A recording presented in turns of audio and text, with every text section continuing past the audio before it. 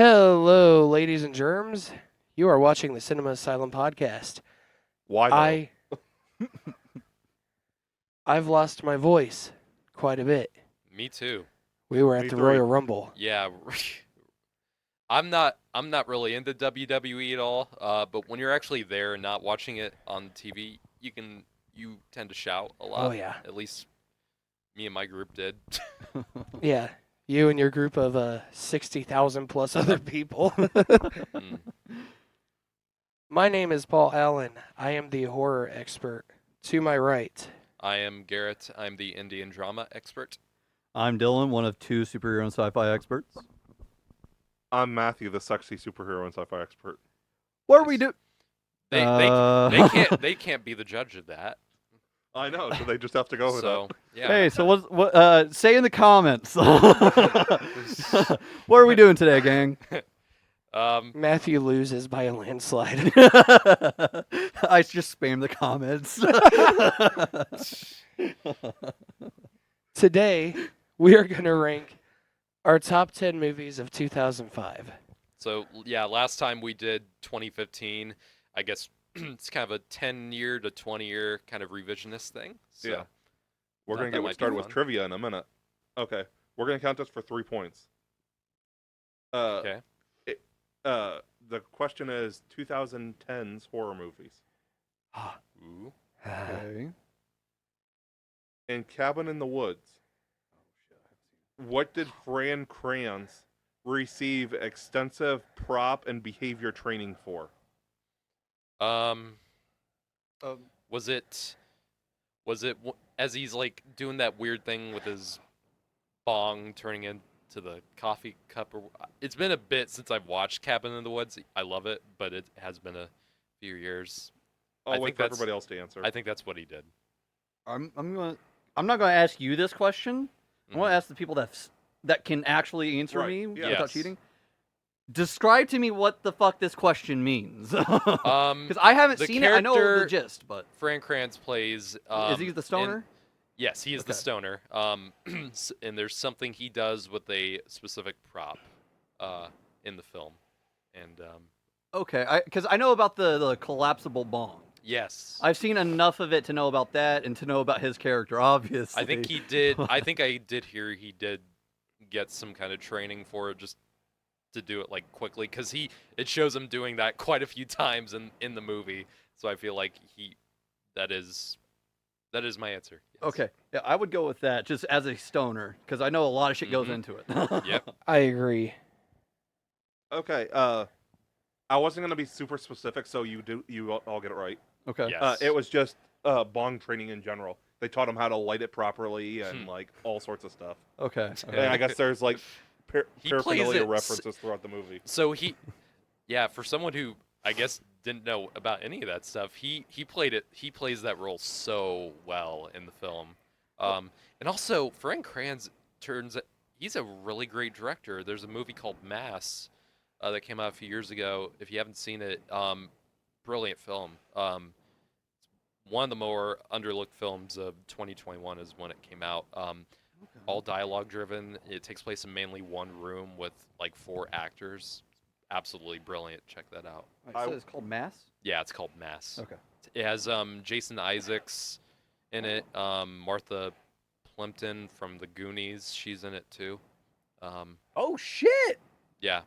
Before I forget, Awesome. next week is 2020's Thriller. Is the question. We're only 5 years in though. Yeah. They should. Well, Should I be don't know. easy pickings. Yeah, yeah. At least go with something that isn't like totally mainstream. Yeah. No, the only thing that I really because I read like the basic summary of Cabin in the Woods because I was really interested in it. It's a great It's a film. good movie. Yeah, I've heard Great. a lot of awesome things. I've seen the Chris Hemsworth death scene. Yes. I see that. That was So fucking good. hilarious. Seeing that, I saw that movie in the theater when it came out. That was like 2012. I knew nothing about the movie when I first saw it. My uncle brought me and my sister and friend to it.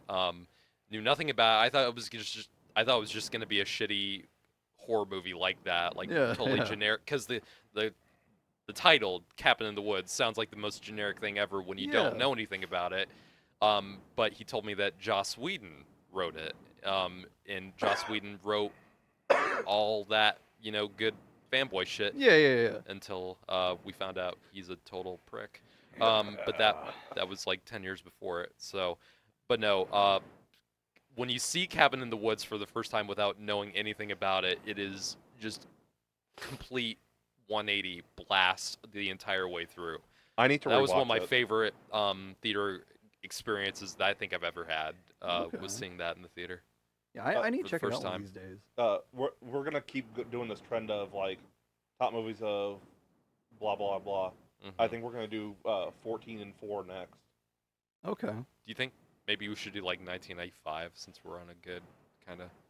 Yeah, we'll go back to the 90s then, and then we'll start like 14, 4, and 94. We got the fives thing going. Let's keep it consistent. Yeah, Yeah, I like that. yeah, we'll go. The oldest ones here are 30, so yeah, let's go back to the 90s and not go farther. You only It's not being that hard to 30 pick is good suspicious. movies from '95. No, that's what I'm saying. 90s will work. Yeah. But like, if we want to, I don't think we should go like to like the 60s or something. No, Keep no, doing no, it, no. yeah. I mean, I 85 was also a good year. In I my mean, opinion, yeah, but- 85. If we want to do the 80s, we can do 80s too. 85 is an iconic year of film. So True. I would go as far back as 85. Yeah, let's that go- would be my opinion. So yeah, So- we'll do it like every 75, Yeah. not really. I Yeah. could name like 3 movies that came out that Exactly, year. yeah. So. Matthew would like to go back to 1905 to remind him of his youth. Shut up. No, you're talking about John. Hey, yeah, I was get going it to say right. you're confusing him with John.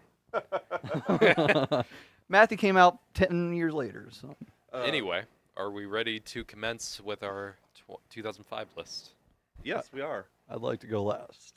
I was Of course going you to would. ask to go last. I'll go before Paul. I'll go first. Okay. Yeah, 2005. A lot of good films on my list, of course, and there's a lot of good films that year. Not a particularly memorable year of film for me, though, overall, but there are some gold gems in here. Starting with number 10, this is a film, as much as I do really enjoy it, it does have flaws, and I think it's too long, ultimately, but it's by a director that I have always loved, and it's a remake of a timeless classic, and that is Peter Jackson's King Kong. This film is 3 hours, and it does not need to be 3 hours. There's a lot of fat that you can trim out of this movie. It is definitely bloated in many areas, and there's a few, as much as the effects really do hold up, and I mean that. Some of the effects in this film look better than most effects today, but there are occasionally bad effects. Peter Jackson is a sequences. beast. Yeah, True. especially in that period of the aughts, where, I mean, this was right after Lord of the Rings, and he was still on fire. But yeah, regardless of the flaws I have with it in terms of its length and definitely a few moments where it does get a little too relies too much on spectacle. This film still has just so much to enjoy about it. Like I said, the effects on Kong are just spectacular. I cannot believe this came out in 2005. After I rewatched this recently, with the effects back then are just phenomenal in this film. Naomi Watts is great in this. Adrian Brody, pretty much all the cast in this is good. Jack Black. Yeah, they're solid. Jack Black is very good in this. I really He plays enjoy an him. excellent scumbag. Mhm, yeah. And plays the greedy filmmaker extremely well. Yeah, this has one of my favorite musical scores of all time by James Newton Howard. Go on YouTube and look up Central Park by James Newton Park. That's one of my favorite musical pieces in all of film. What? You It's said just by James Newton Park. James Newton. No, It's just crazy I that he said named it after himself. Central I- Park by James Newton Howard. That's the one. That's damn it. definitely staying in the episode. James Newton Park. Blooper reel. But anyway, yeah. I've heard of Lincoln Park, not Newton Park. Yeah. King Kong is a film that I've enjoyed since I was a kid, and I think it still holds up very well to this day. Number 9, know what I'm saying? So shit, man. Fuck it. 4-Year-Old Virgin, probably my favorite comedy of 2005. This is Judd Apatow, one of his first like directorial films. I think it's probably still his funniest. Yeah, for real. This film has so many great lines in it, so many hilarious scenes. Steve Carell is so great in it. Fucking condom on the head like Aquaman. Yes, yes. So good. They're not fucking toys. This is Iron Man. Yeah. His chemistry with Seth Rogen, Paul Rudd, and God damn it, what's the other guy's name in their group? Rowan E. Malco, also great in this. Yeah. A really funny movie that also, like a lot of Judd Apatow films, manages to get inside the head of the main character and kind of almost forms like a mini character study in a way, but it's still very funny and doesn't take itself too seriously.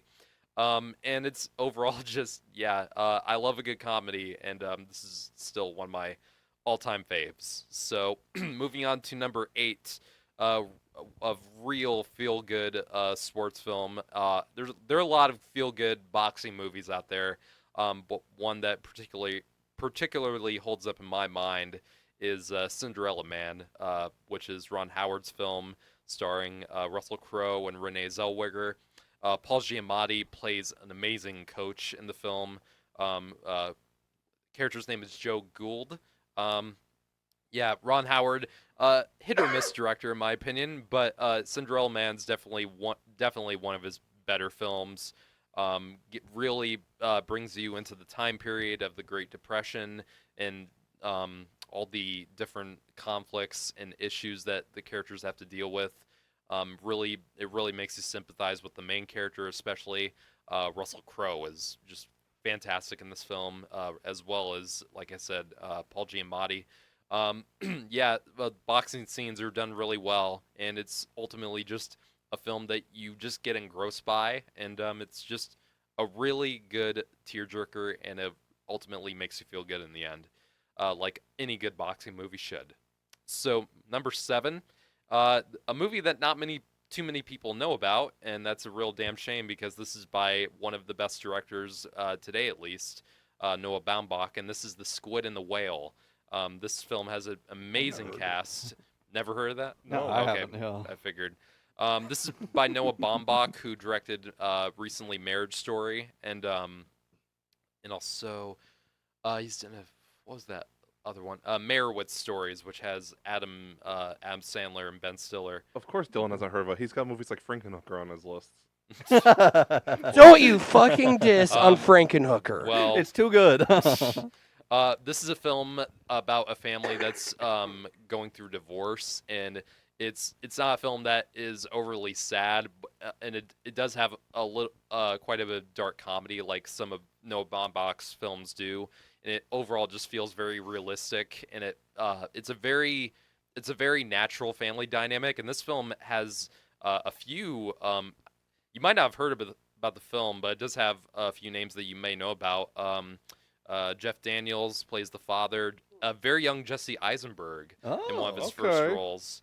And also Laura Linney, who many of you probably know. Yeah. Yeah, just a really charming small film, but it really does leave an impact, especially if you're someone who's gone through divorce, which I have not, but I definitely know people who have, and the film paints a pretty accurate picture about what that's like. Okay. So yeah. Number 6 this is a film by a director that I really enjoy, with some exceptions. The Predator, Shane Black's Kiss Kiss Bang Bang. I think this is his first directorial film, and it really left a damn good impression because it has his style all over it. If you know his films like Nice Guys and a little bit of Iron Man 3 in there, that same real dark comedy to it that he brings to almost every project of his. Takes place at Christmas, and also has the element of a neo-noir detective story kind of thing, but it's really refreshing, Robert Downey Jr. and was one of his first real big roles after he got better, and eventually led to him getting the role that made him biggest star in the world.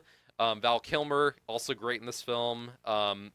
Yeah, just very funny, but also keeps you guessing all throughout, and has everything that you would love from a good Shane Black script. So yeah.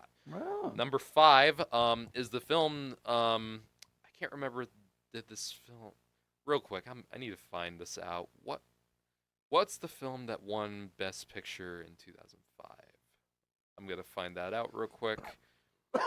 What whatever did win. Oh, I know what won that year. Oh no. So yeah, number 5 is definitely the film that should have won Best Picture, and not this other film. The film that should have won is Brokeback Mountain. This is Ang Lee's film. If you don't remember, his last film before this was Hulk. So this was a real return to form for him. Hulk was the film that came in between Ang Lee's 2 films that were nominated for Best Picture, Crouching Tiger, Hidden Dragon, and in this Brokeback Mountain. So they went from one kind of smashing to a whole nother kind. yes, yeah, Brokeback Mountain is just fantastic romance about 2 homosexual men who just discover each other when they both work on a ranch, and it's these two performers are just amazingly good. Yeah. I mean, Heath Ledger, in the one of his roles right before 2008, and Jake Gyllenhaal, of course, is amazing in this. Everyone is great in the film. A lot of very good supporting performances by Anne Hathaway, Linda Cardellini, Anna Faris. I forgot that David Harbour was in this. This is a pretty young role for him. So yeah, it's a very tragic film in many areas, but it's ultimately a very beautiful and very touching one. And it's a film that should be watched by everyone. It doesn't matter who you are. Agreed. So I have a serious question. Hmm. If someone was hiding Red Guardian and Thunderbolts, would they be harboring a fugitive? fuck you. Hey, Matthew, can you mute yourself? Which channel is you? The one with the green cable, always. Number 4 on my list is a film by another director who has gotten quite a bit of has quite the reputation with a particular fandom. Looking at you, Dyllan.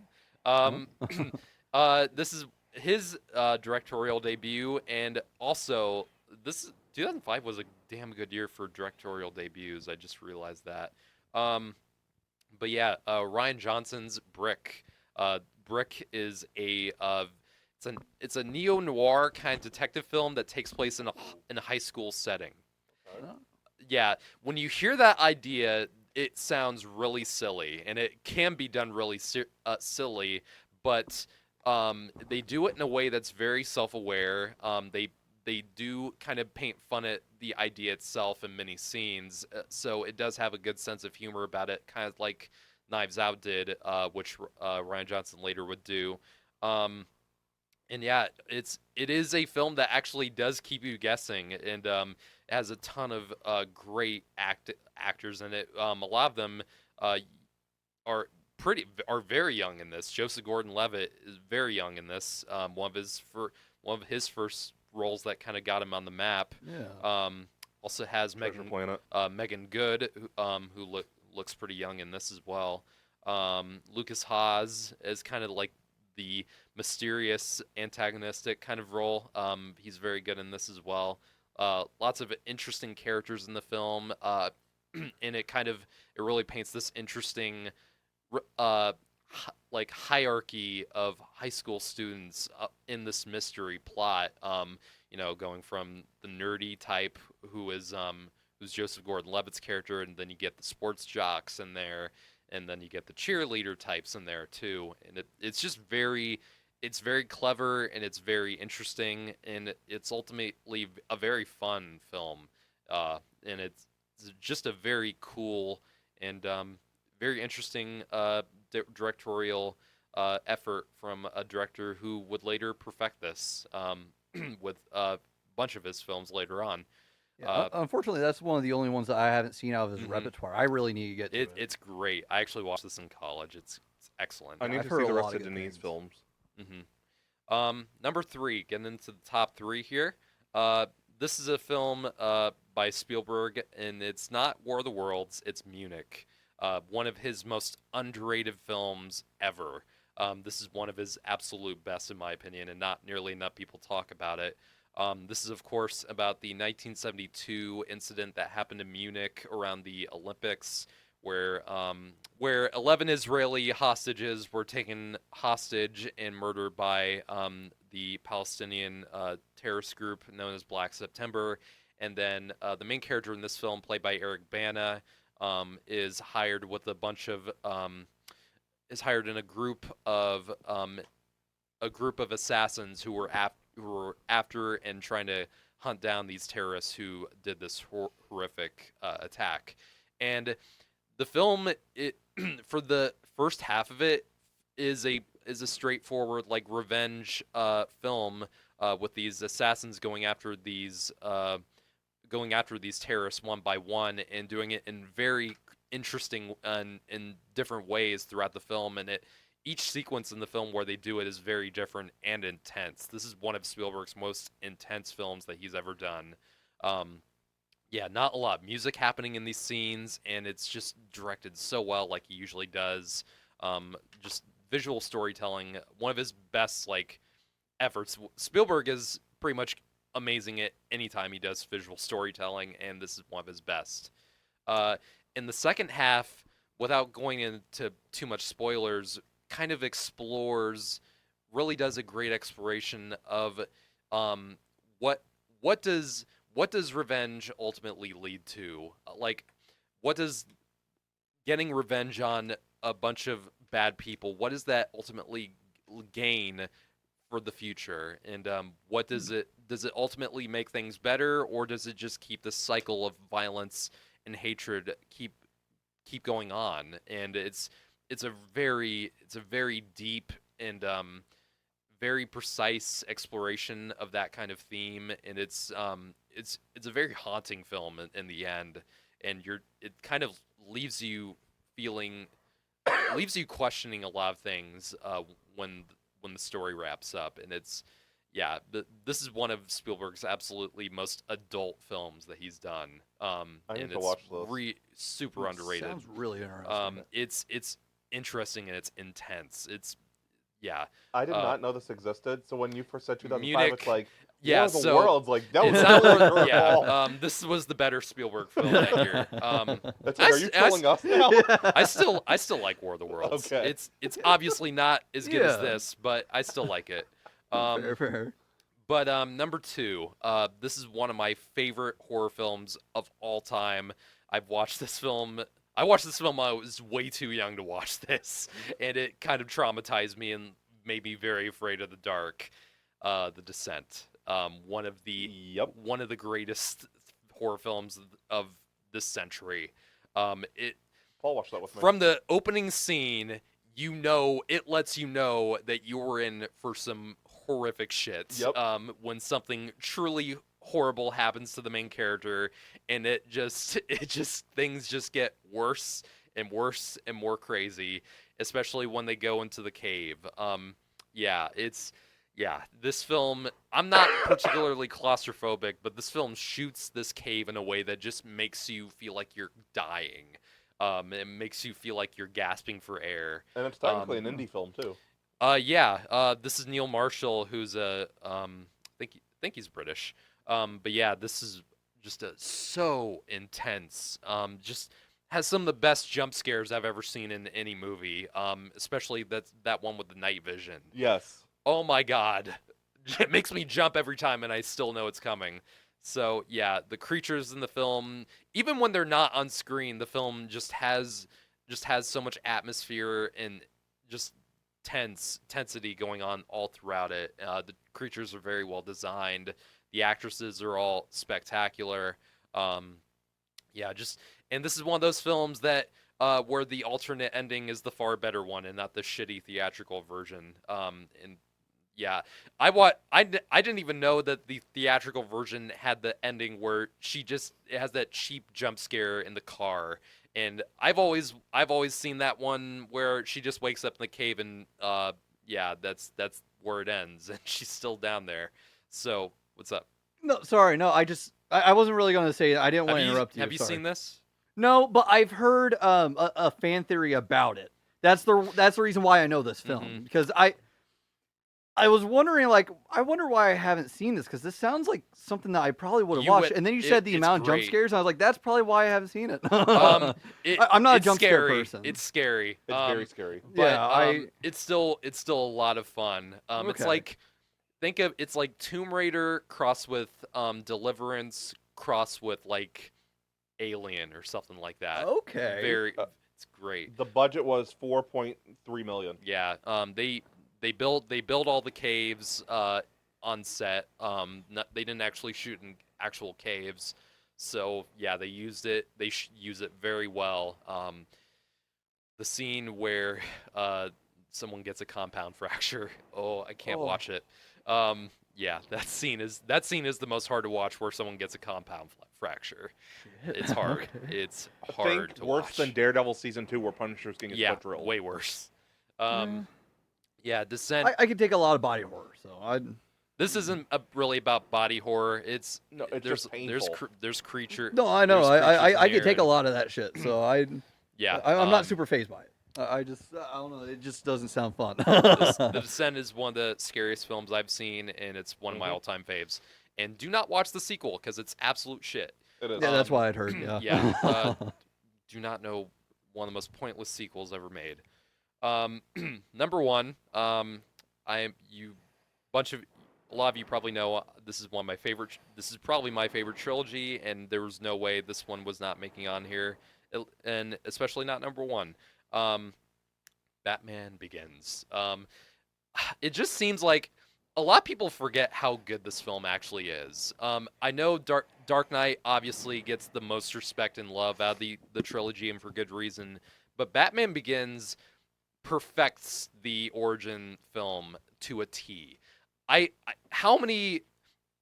superhero origin film that followed this borrows heavily from Batman Begins. Yeah. I mean, the first Iron Man, when you really break it down, is just Batman Begins with a few changes here and there.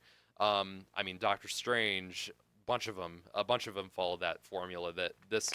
I think the two films that perfect the superhero origin film are Richard Donner's Superman and Batman Begins. I think those two films set the template for how to do it right. And I really hope we get Scarecrow as a main villain in the Rebirth. I hope so. Yeah, it'd be awesome. Yeah, Batman Begins is just so it sets up the trilogy just so perfectly. It sets up the character Bruce Wayne so perfectly, going into deep detail about why he does the things he does and why he becomes what he becomes. I love how the script flows. This is one of the few films, and Nolan does this. Nolan does like non-chronological storytelling better than most people do. Yeah. And yeah, Batman Begins is one of the best examples of that. Doing it in a way where it does cut back and forth between the past and the present with the characters, but it does it in a way that does not feel. It never feels jumbled. It never feels messy. It really feels natural in the way that Nolan does it. As much as I love it, but like Tenet, that's a little bit confusing. True. But yeah, Batman. A little bit. Liam. Now, obviously, Ra's al Ghul is not the level of villain that Heath Ledger or Tom Hardy are, but I still think Liam Neeson as Ra's al Ghul is still great. I mean, Liam Neeson does play a great bad guy. It's Cillian Murphy. I love as Scarecrow. And it gave us Gary Oldman as Gordon and Michael Caine as Alfred. Michael Caine is the GOAT. Yeah, truly. Yeah, Batman Begins is it's the beginning of probably my favorite trilogy of all time, and it just I think it does. Regard. I know it's not the film that tends to get the most love out of the trilogy, but I think it's the most important. I mean, Yeah.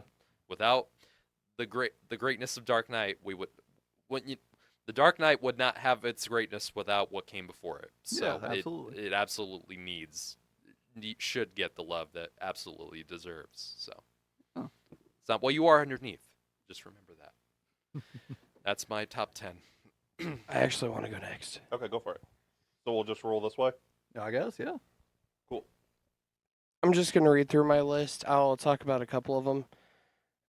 But otherwise, I'm just going to read through.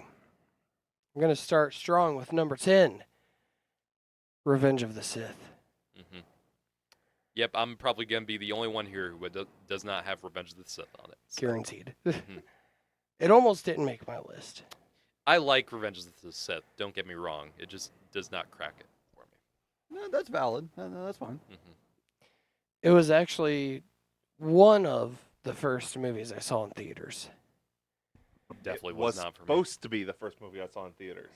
Uh-huh. But the other movie that I did see in theaters first sits on my list also. Yeah. How come you didn't see this in theaters?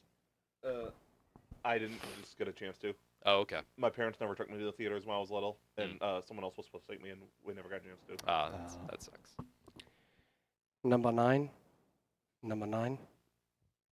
Number 9. Blood of Beasts. What is this? Yeah, I haven't. No heard of one this. has heard of that. Oh. No. It sounds like a Z-list horror movie that no one's heard of. Blood of Beast? Yes. I believe it is on Tubi. That is your guys' homework. I'm looking this up on Letterboxd and nothing's coming up. Google. Blood of Beast? Yes. Oh. Yeah, I've You're never gonna hate it. did not have never even heard of this. So, You of everyone here, you're probably gonna be the one that doesn't like it, yeah. but it's up my alley. Mm-hmm. Number 8. I hope that you guys have at least heard of this, Wolf Creek. Yeah. I've heard of it. Yeah. I haven't seen it, but I definitely have heard It's of it. great. I've Mhm. seen it. I don't remember it. It's great. I definitely want to check It's it like out. an Australian movie, right? Mhm. It is, yes. Yeah, Anyone seen the second one? I've No. not. The second one is good too. Mhm. I was shocked because I'm not a huge fan of like a lot of sequels. Yeah, Um, understandable. Number 7, another movie that I think that you guys have at least heard of, Dark Water. Seen I've it. heard of it. I have no interest in watching it.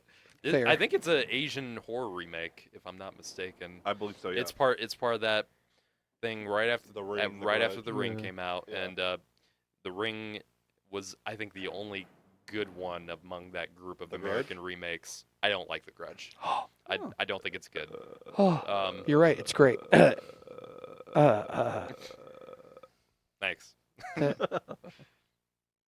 But yeah, like movies like what was the one? Pulse. There was a American remake of Pulse that was Yeah. just garbage. Shudder was another one that was bad. I've not seen that yet. I've got Yeah, it. I've seen that. That's bad. Yeah, don't like The Grudge. There's a few I've still got others. the original Japanese ones I need to watch. Yeah, especially after watching the original Pulse. Oh my god, it makes the American remake look so much worse. Oh my god. Yeah, I usually prefer. Yeah, I've seen a lot of those Japanese horror movies, and usually I prefer the originals over them. Yeah. I actually do prefer. I actually do.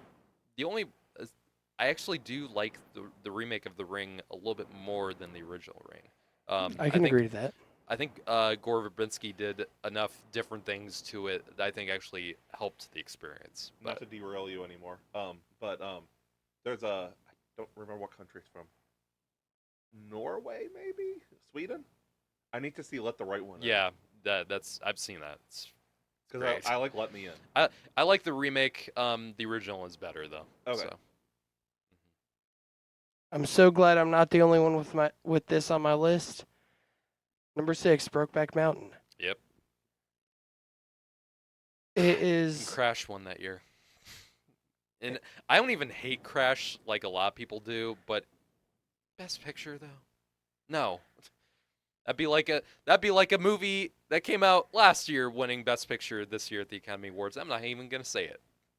Actually, I am gonna say it. Amelie Perez. If that wins Best Picture, it's gonna be Crash all over again. So yeah. It should crash and burn. hmm Has anyone seen Crash? I believe I have. Isn't it like about a car It's accident, it's a kinda? not really. I mean, it's one of those movies that has like a giant ensemble of different characters. And there's like multiple things going on. Yeah, At once. Yeah, I've seen it. it is textbook like Oscar bait. Really, Yeah. is what it is. I don't even think it's a terrible movie. I think it's like okay at best, but like, yeah, it's easy to see why. It's easy to see what it's trying to do, and it's trying to win Oscars. So, Yeah. and it's not doing it very well. But Brokeback Mountain is the film that should have won. It is an excellent film. And I think that we should do a watch party for it. Okay, yeah. I'm down for Yeah. that. Mhm. It's been forever for me. So. Mhm. Number 5. This should shock none of you that it's on my list. Hostel. What? Yeah. I've seen it a few times. It's so good. For what it is, I'm it's not good. an Eli Roth fan. Not of his directing. Oh. I mean, Directing, I can see. His writing, though, you have to admit, is pretty solid. yeah. I'll take Borderlands. I am going to No. pretend you didn't say that shit. Oh my God. But I Hostel, do not ever intend to. it is one that kind of peaks with the first one. I enjoyed the second and third, but the first one is just the best and very fitting for the 2005 list. Yeah, I'm just not really into gore that much anymore. I feel like the and I Terrifier just don't like the kind of ruined characters. that for The some characters people. in it, I guess they're supposed to be unlikable. I guess that's the point. But still, I just don't like any of them. So I fail to really care what happens to them. And the gory scenes are well done. Eli Roth. I have a huge problem with how Eli Roth writes his characters. It never feels right, and it always just feels scummy. I'm on the atmospheric vibe instead of the gore train now. Yeah, me too. Not fair. Yeah. hmm Number 4, Fun with Dick and Jane. Really? good. Oh my God! I Okay, haven't heard. respect. I haven't heard anyone bring this film up in a while. Same. It's a very underrated movie. Yeah, I'd agree with that. Mhm. Yeah. I would Alright. put it in my top 5 Jim Carrey movies. Really? That's quite surprising. Mm, It's good. I enjoy it. Okay. I enjoy Jim Um, Carrey. not top. Yeah. Yeah. Same. Yeah. I don't, Number 3. Hmm. I hope I'm not the only one with this on my list. It's not going to be on yours because I don't think that you've seen it. Because I roasted you for not seeing it. Hmm. The Lion, the Witch, and the Wardrobe. yeah. Oh, okay. Yeah, I've not seen it, actually. Someone else has got to have this on their list. I'm not really into Narnia that much, but the first one is a good film. Yeah. I feel like I- I would really enjoy it, though. Yeah. Oh, agreed. I yeah, really- you haven't seen this, You would. so. I enjoyed the books. I'm probably in the minority that read the books before I saw the movie Mhm. of my generation. Okay. Yeah. Very I curious. also saw the television movies that were made. These are not talked about, and these are not very well known. I didn't even know there were television. Yeah, movies. they made. I don't know if it's like movies or just dramatizations or whatever, but like they do have those out there. From like the 70s or 80s, weren't they? Yeah. So it's like Huh. It's very old. Like it's. I remember specifically like going to the library as a kid and renting those. The one that stood out the most was the Silver Chair, Okay. Yeah. and I'm so glad that we're going to eventually get that. I don't know how soon, but She's well, working Greta- on it right Greta, now. Greta Yes. Gerwig Yeah. is doing the new one for Netflix. first one I so- believe is coming out next year. Or So they're gonna release that in theaters, right? Yes. I would hope Like, so. theatrical Why, first. why would you release that on Netflix? Yeah. To be fair, it's probably only going to be for like a week. it's gonna be, yeah. Yeah. That should be a theatrical event. Like, Yes. If they get their stupid ass fucking like theme park that they want to build done, Yeah, they might put it in there for months. Who Netflix knows? should at least do, let's say, 5 of their movies a year in theaters. Yeah. Preferably for more than one fucking week. Well, that's what I'm saying, like an actual release. Yeah, do As 3-week run. I mean, look what Mubi did with The Substance, and Right. it worked beautifully for them. Yeah. So it's like As much as that's another streaming service that released a film exclusively to theatrical, and yeah, Goes the Flower Moon Apple. yeah, no. Mhm. Controversies aside with the director, Rebel Moon should have been a theatrical release. Yes, those are agreed. just bad films. I would say I'm the sorry. But director's you cut understand though, like specifically. that's a movie that should Yeah, have been a It theatrical. should have Yeah, never I been can see it. released. Mhm. If you're gonna release them anyway, just release them to theaters, because Netflix is not doing themselves any favors with the budgets they're putting Yeah. with these films. Hitman And- should have been in theaters. oh yeah. Yeah. Oh my God, yeah. Certain ones should go to theaters. Yeah. The Adam Project was another one. Yeah. Those, The kissing booth. No. Netflix has a bunch of movies that they should not just be putting straight to streaming. Army of the Dead was another one, another Mhm. Zach one. There's a lot. Yeah. So. Yeah. Yeah. But yeah. Would you say that the first Narnia film is the best of the ones that they Yeah. did? Yeah, I'd agree. What's the worst one, do you think? Voyage of the Dawn Treader. Yeah. Yeah. I want to make it clear, I don't think that there is a bad Narnia movie, Mhm. but What'd you think of Voyage- Caspian? I thought it was pretty good. Yeah, same. I thought that I thought there were ways it could have been better, but it wasn't bad. I enjoyed it. Voyage of the Dawn Treader was the only one that I was like, yeah, this isn't really It up just to par. it just felt unremarkable in so many ways. Yeah, Like it wasn't as big as it the should the have been hype given for the it was source gone. material. The hype for Narnia was gone by that point. So yeah. Are the Narnia movies more on the nose than the Lord of the Rings movies? What's he mean? Like with the First one, yes. with the analogies? First one, yes. Yeah, I would say yes. Because I know Aslan is supposed to be like Jesus. Yes. Yeah. Most yes. of it's in the It's first very- one, in my opinion. But Okay. it's Yeah, been a while yeah. since I watched it. I Definitely. agree. Because Lord of the Rings, it's like sprinkled throughout, but it's never really on the nose. Yeah, yeah. No, Lord of the Rings is pretty subtle. It's now. I mean, Lord of the Rings. J.R. Tolkien was in his time in World War One was very influenced Yeah. to write those books. So. Yeah. Yeah, and he just wrote more about like the horrors of mankind. Yeah. That was the more If- obvious part of it for me. Most children or younger people, when they watch or read Lord of the Rings, probably wouldn't catch on that. Right. Yeah. I know the Silmarillion book, like, there was a lot of stuff. Yes, there was. That was basically just a retelling of Genesis at the beginning. Yeah. Yeah. I actually just watched Return of the King for the first time the About other fucking day. time. So you I see- didn't know it so you- existed until so you- like 3 years ago. What? Yeah, that's what So- blew my so mind you've when you seen- texted me. You've seen I saw the other first two. but you didn't know about Return of the King. I was a little sheltered as a kid. But how did you know about the first two is the question. Like it's not an Lord- it's an they don't incomplete call Well, it- I mean, they don't call it the Lord of the Rings duology. Yeah. No, I know, but like I remember distinctly watching the first two because Andy Serkis scared the living fuck out of me. Yeah, I get that. And that is Okay. part of why I never bothered to look back after the second one Okay. because I wasn't into horror as a kid. Mhm. You know, like I Right. got into horror probably whenever I was about 7 Okay.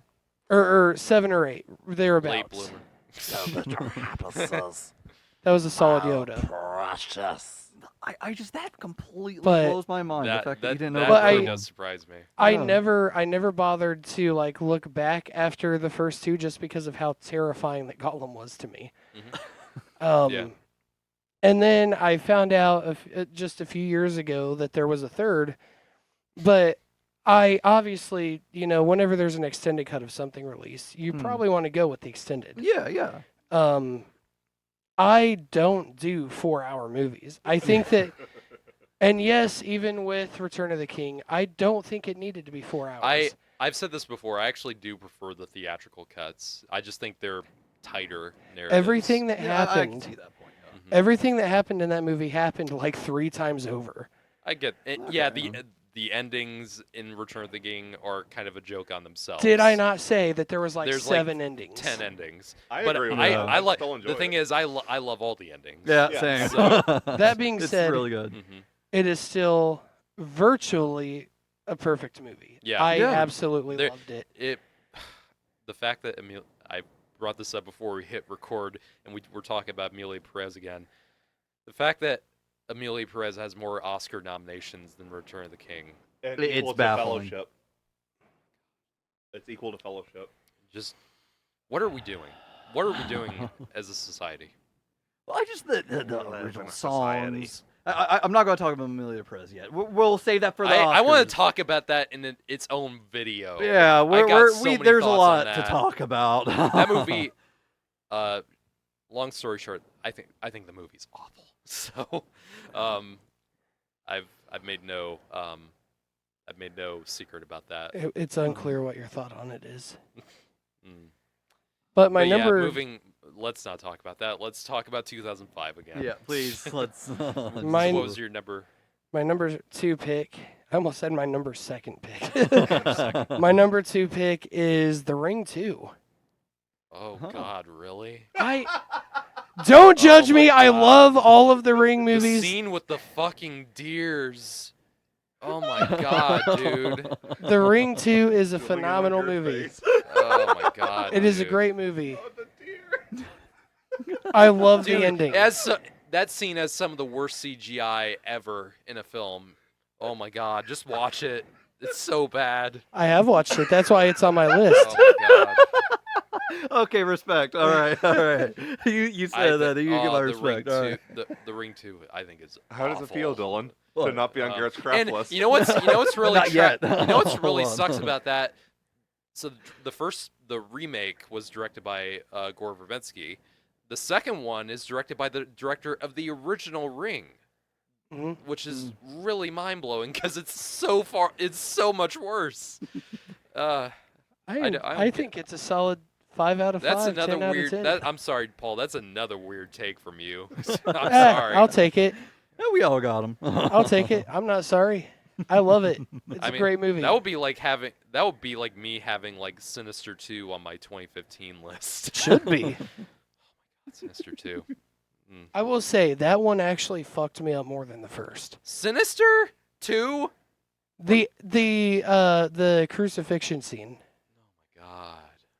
I think it was a crucifixion, Oh at my least. god. That my messed me. God. That was the only thing about it that messed me up. But anyway, Dude. number 1. I love that I just got a meme face out of Garrett for all of that. I I love need to it. start going through and making memes out of all this. Yes. Please. Without further ado, my This better number be 1 good. movie. 40-Year-Old Virgin. Really? Oh. That's your number 1? Fuck yeah. Yeah, I can see it, yeah. This movie's fucking great. I was between two movies for you for your top pick. Do what? I was between two movies for you for your top pick. What did you think it was going to be? I thought it was Saw 2 gonna came be out the that Descent. year, right? I thought it was gonna be the Descent, to be honest. But I actually wasn't a fan. really, you're not. You gave it, what, a 3-star, I think? You have the I- Ring 2 on your 2005 list, but you don't have the Descent. Mark this for the meme. Mark it for the meme. Oh my god, dude! Oh my god, you're killing me. Hear me You're out. killing me, Smalls. Hear me out. What about me is small? Well, I don't think you want the answer. There is no answer. But yes, There is, but Hear me out. Hear me out. Hear me Sure, out. Hear me sure, out. Go on, go on. The Descent, I felt like was too over the top with the jump scares. I could not get over that fact. I feel like a movie should not have to depend on jump scares to be scary. There was I would nothing usually else. agree with you for most movies like that. There was nothing else about So, that like, The movie Ring that scared 2 me. Oh my god. I'm sorry. 3 I'm meme really, faces. I'm really having trouble. I'm really having trouble right you now. have to really zoom in on his face for it. Yeah, I just put That makes it 51 even funnier. I just put 51 minutes Garrett meme. All right. I Going away from a 4-year-old version. 40-year-old virgin, Matthew's life story. I'm great. I feel fantastic since we broke up. I feel awesome. I love Paul Rudd in that scene. That God, whole I fucking movie. need to rewatch it so bad. It's so great. That whole movie is just It's fucking perfect. gold. The scene where Seth Rogen and Paul Rudd are playing playing video games and they're talking about that. It's one of my favorite exchanges. That literally is how we are. Yeah, Only 3 of my movies have been mentioned so far. in both of our lists. Yeah. Damn. Okay. But I haven't really had a chance to say a lot about the movie. Oh, sorry. You're fine. But no, it's just a really good movie. Steve Carell, as always, is funny. I feel like this. Nipple fuck. I Kelly feel like- Clarkson. I feel like that of his projects that came out around this general time period, this is his peak. Mhm. I Right, yeah. wasn't a fan of Did The Office. did this come out right before The Office, No. or when did The Office start? Office was 7? 2004, I thought. Oh, I thought it was 7. I'm gonna make sure of that. Yeah, it was like 2003, When 2004. did it debut? Because I went to 2012, I thought. 2005. Actually, the same Really? year. Yeah. Oh, so, shit. Yeah, 40-year-old I- Virgin and The Office were the same year. It's That's funny amazing. because both my favorite Steve Carell movie and my least favorite project of his came out the same year. I hate The Office. I don't So understand stupid. it. Well, Man. I'm a fan of The Office, but Love The I'm Office. also just. Do you like watching paint dry? I watch the Superfan episodes.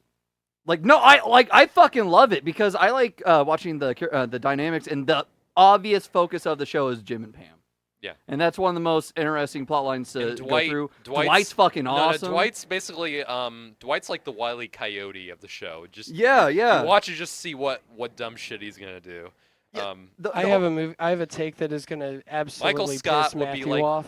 Michael Scott is like the Daffy Duck of the show. And yeah, Jim is like the Bugs Bunny, and yeah. Pam is the what's her name? Before this is said, whatever Paul has to say, we do not encourage violence on this show. Dwight is what Sheldon should have been in The Big Bang Theory. I've not watched enough of The Agreed. Office. Agreed. You know what? I agree. fucking know exactly You know why what? you're saying Yeah. it. Agreed. Yeah. Right? I I do yeah. agree with that. I I do. Like think the Sheldon enough- character I- is so stupid. I like this Sheldon character enough. Although to be fair, I like also hate Sheldon The Big as Bang he Theory. is, but Mhm. Yeah, you don't even like The Big Bang Theory, so. Do you guys? I think I heard you guys say you like young Sheldon more. No. That's what. That's a lot. I of do peop- like Young Sheldon, A lot but of people love young Sheldon. I and do like Young Sheldon, but I enjoy Big Bang more. You do? Okay. Yeah. And the new one's good, too. Young Sheldon was such an anomaly to me because when that show was first coming out, when I saw the previews for it, I was like, this is gonna last like a pilot and it's gonna get canceled. that's And it what I ran for But expected. no, 7 seasons. it was apparently people really loved it, The and new I one's haven't good, I haven't too. s- I haven't seen it, and people just really got into it. Yeah, the new it- show's really good, too. It's the rare spin-off show that created a whole life of its own Yeah. off Yeah. of a already successful show. Yeah, now there's one, it's about Sheldon's older brother and his first marriage. I don't think that's gonna do particularly well. It's doing pretty good. Wait, it's already out? Yeah, it's 8 episodes in. What's it called? Georgie and Mandy's first marriage. Yeah, yeah. I think I might have seen something like that. It's funny. Preview It's for it really on funny. TV. I've seen clips of them from Young Sheldon, so I figured that it would be a good show on its own. We yeah, should review it. yeah, I'd be down for it. I have to really catch up, but There are only 8 episodes so far. Has Yeah, John, yeah, but I John- haven't seen has like John any of Young watched The Sheldon. Big Bang Theory? Huh? so. Has John watched The Big Bang Theory? No, I Dina? think he'd like it, though. Yeah, he would like Yeah, it. I can see that. Yeah. Mhm. I will yield after I say this, and this is going to give me, hopefully, my second meme person. If I was God for a day, and I was allowed to do one thing, I would go back in time, and I would remove the Big Bang Theory from all the servers. Damn, you feel that strongly about Shit. it. I know a lot of people don't like it, and I get it. I like the show personally. Yeah. I liked it when I was a kid. I haven't really watched much of it. Yeah, I now haven't that seen I'm, it in like, its older, entirety. It was a show that I enjoyed as a kid. I probably wouldn't go back to as an adult. But I as, watched it for the first time, like, 3 years ago. as a nerdy kid growing up, it kind of became my comfort show after a while. I watched it for the first time like 3-4 years ago. Mm. I like binged the whole thing in like a month. I always like the Halloween episodes. Those Yeah. are good. I yield. Okay. So, So- Matthew, he wants to go last. I so know. you're That's why I up figured now. we're going like this. Yeah, we're So yeah, the only 3 of my movies have been mentioned so far. Same. I actually moved one of my movies. Well, we already know what one is. So I moved one of my movies because the more I think about it, like I enjoy it more now than the other ones. Mm-hmm. So I moved it to number 1. And I just feel like it gets better every time. The first one's the real curveball. It's not as bad after this one. Number 10 is a movie starring Nicole Kidman, Ooh, what is that? and it's a pseudo remake of an old TV show. What is this? It's Bewitched. Oh, I do not like yeah! this movie. I do not like it. I don't know why I enjoy it. I really do, though. Oh, because I've never seen the show. Neither- I've seen the I've seen, like, movie. one episode. Is this as bad as my Ring 2 take? No, I'm not. I'm not. I know people who do like Bewitched. I also Yeah. don't know anyone who likes The Ring 2. I'm sorry, Paul. But Yeah. Well, there's one number for the statistic. yeah, I'm this- not a super big comedy fan, so this is like the only like comedy on my list. But like, I think I know why you like this because WandaVision took a lot of inspiration from it. probably yeah, I could see that Mhm. because I enjoyed it more the second time than I did the first time. Oh yeah. Because I got it from work. Movies are $2.99 at work, so like Yeah, I buy movies from work a lot. it's a combination of elements. That Bewitched movie, Will Ferrell and Nicole Kidman and Michael Caine. It's a Michael common. Caine was in it too. That's probably another reason I like it Yeah, so much. yeah. He's always good. It's just a combination of elements, and that didn't work, and I just did not find much of it funny at all. So Number 9 is one that you mentioned. There's a little bit of monkey business going on. King Kong. Mhm. I don't think it was. I feel like there was a few things that could have been trimmed, Yeah. but like overall, I didn't find an issue at the time. Mm-hmm. And the effects are crazy. Yeah, Yeah. the effects are, for the most part, are just top notch. Peter Jackson is up there with Nolan in terms of how to work special effects. he knows Yeah. how. He really does. I feel like him and Nolan are among the top. Mm-hmm. And I would and say Denis. Denis. Yeah, Denis a new one that's getting there. Because Denis mostly did lower budget stuff till Blade Runner. Mm-hmm. Man, what's the last thing that Peter Jackson directed? I don't know. I miss him as a director. I mean, I know he like produces a lot of stuff now, but like, I know what he last The direct- Hobbit The movies. Hobbit movies. Yeah. Which I I wasn't sure if there was I'm anything not- in between those and now. No, That's why I it didn't is a say little no, that. I don't think so. I think Okay. the last thing he did were the last thing did The was Beatles Hobbit. Get Back. The Was that the documentary. Oh, yeah. Yeah. Mm-hmm. Yeah. I don't know if I've actually watched that all the way through. I have never But I'm tried. I've also seen the extended version of King Kong. Yeah. Then that one has like a scene involving like a water monster, like a lake monster or Yeah. something. Mm-hmm. I love the time spent on Skull Island. Yeah. It becomes a whole other movie when they leave New York and they go to Skull Island. I almost feel like, yeah, I'm gonna say it. I think the effects in King Kong are better than Kong Skull Island. I would agree. Really? I agree with you actually. Yeah, Oh. I like Kong Skull Island. I do too. But I think King in Kong's terms a of better movie. in terms of looking more realistic, I Yeah. would say. And I feel like um, King Kong's a better movie. Yeah, I'd say so. Yeah. Yeah. The next one's very interesting. It's one of the director's least popular movies. Very well-known horror director, Wes Craven with Red Eye. Oh yeah, I do like this movie a lot. Yeah. I actually watched it last year, I think.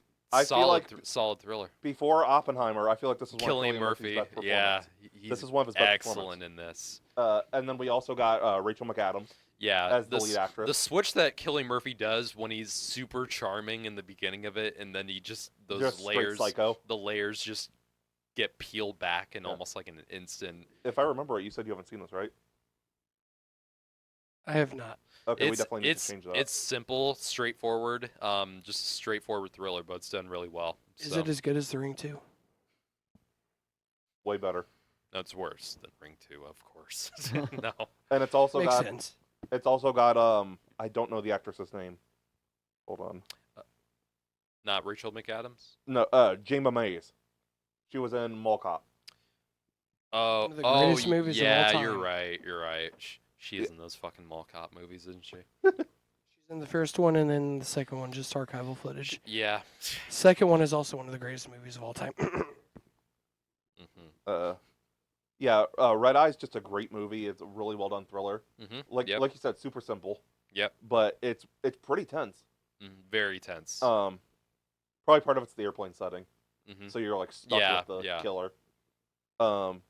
Number 7 is the only animated movie on my list. I think I know what this is. Dyllan, you're gonna approve of this. I have 2 options: What are your options? Wallace and Gromit or Robots. Okay, you didn't get either one. Corpse Bride. Yeah, Corpse Bride was the other one, wasn't it? Yeah. I personally, if I was gonna go animated, I'm a huge Wallace and Gromit fan. I've not seen any of the Wallace and Gromit movies. That almost made my list. Matthew, you need to change that.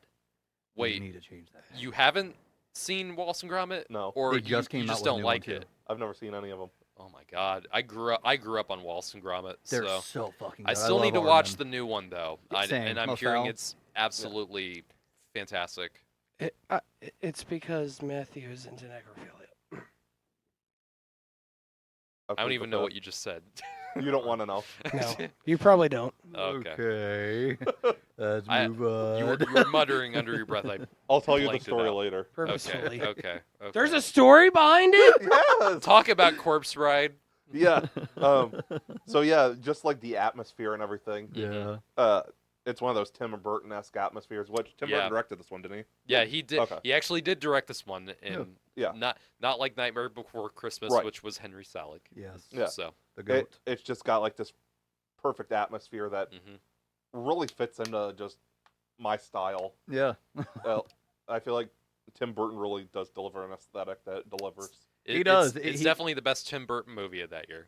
Yeah. Yeah. Yeah. Oh, yeah. Yeah, Wait, what about the definitely other the one? better. Yeah, the Definitely prequel the to better one. What was the other one?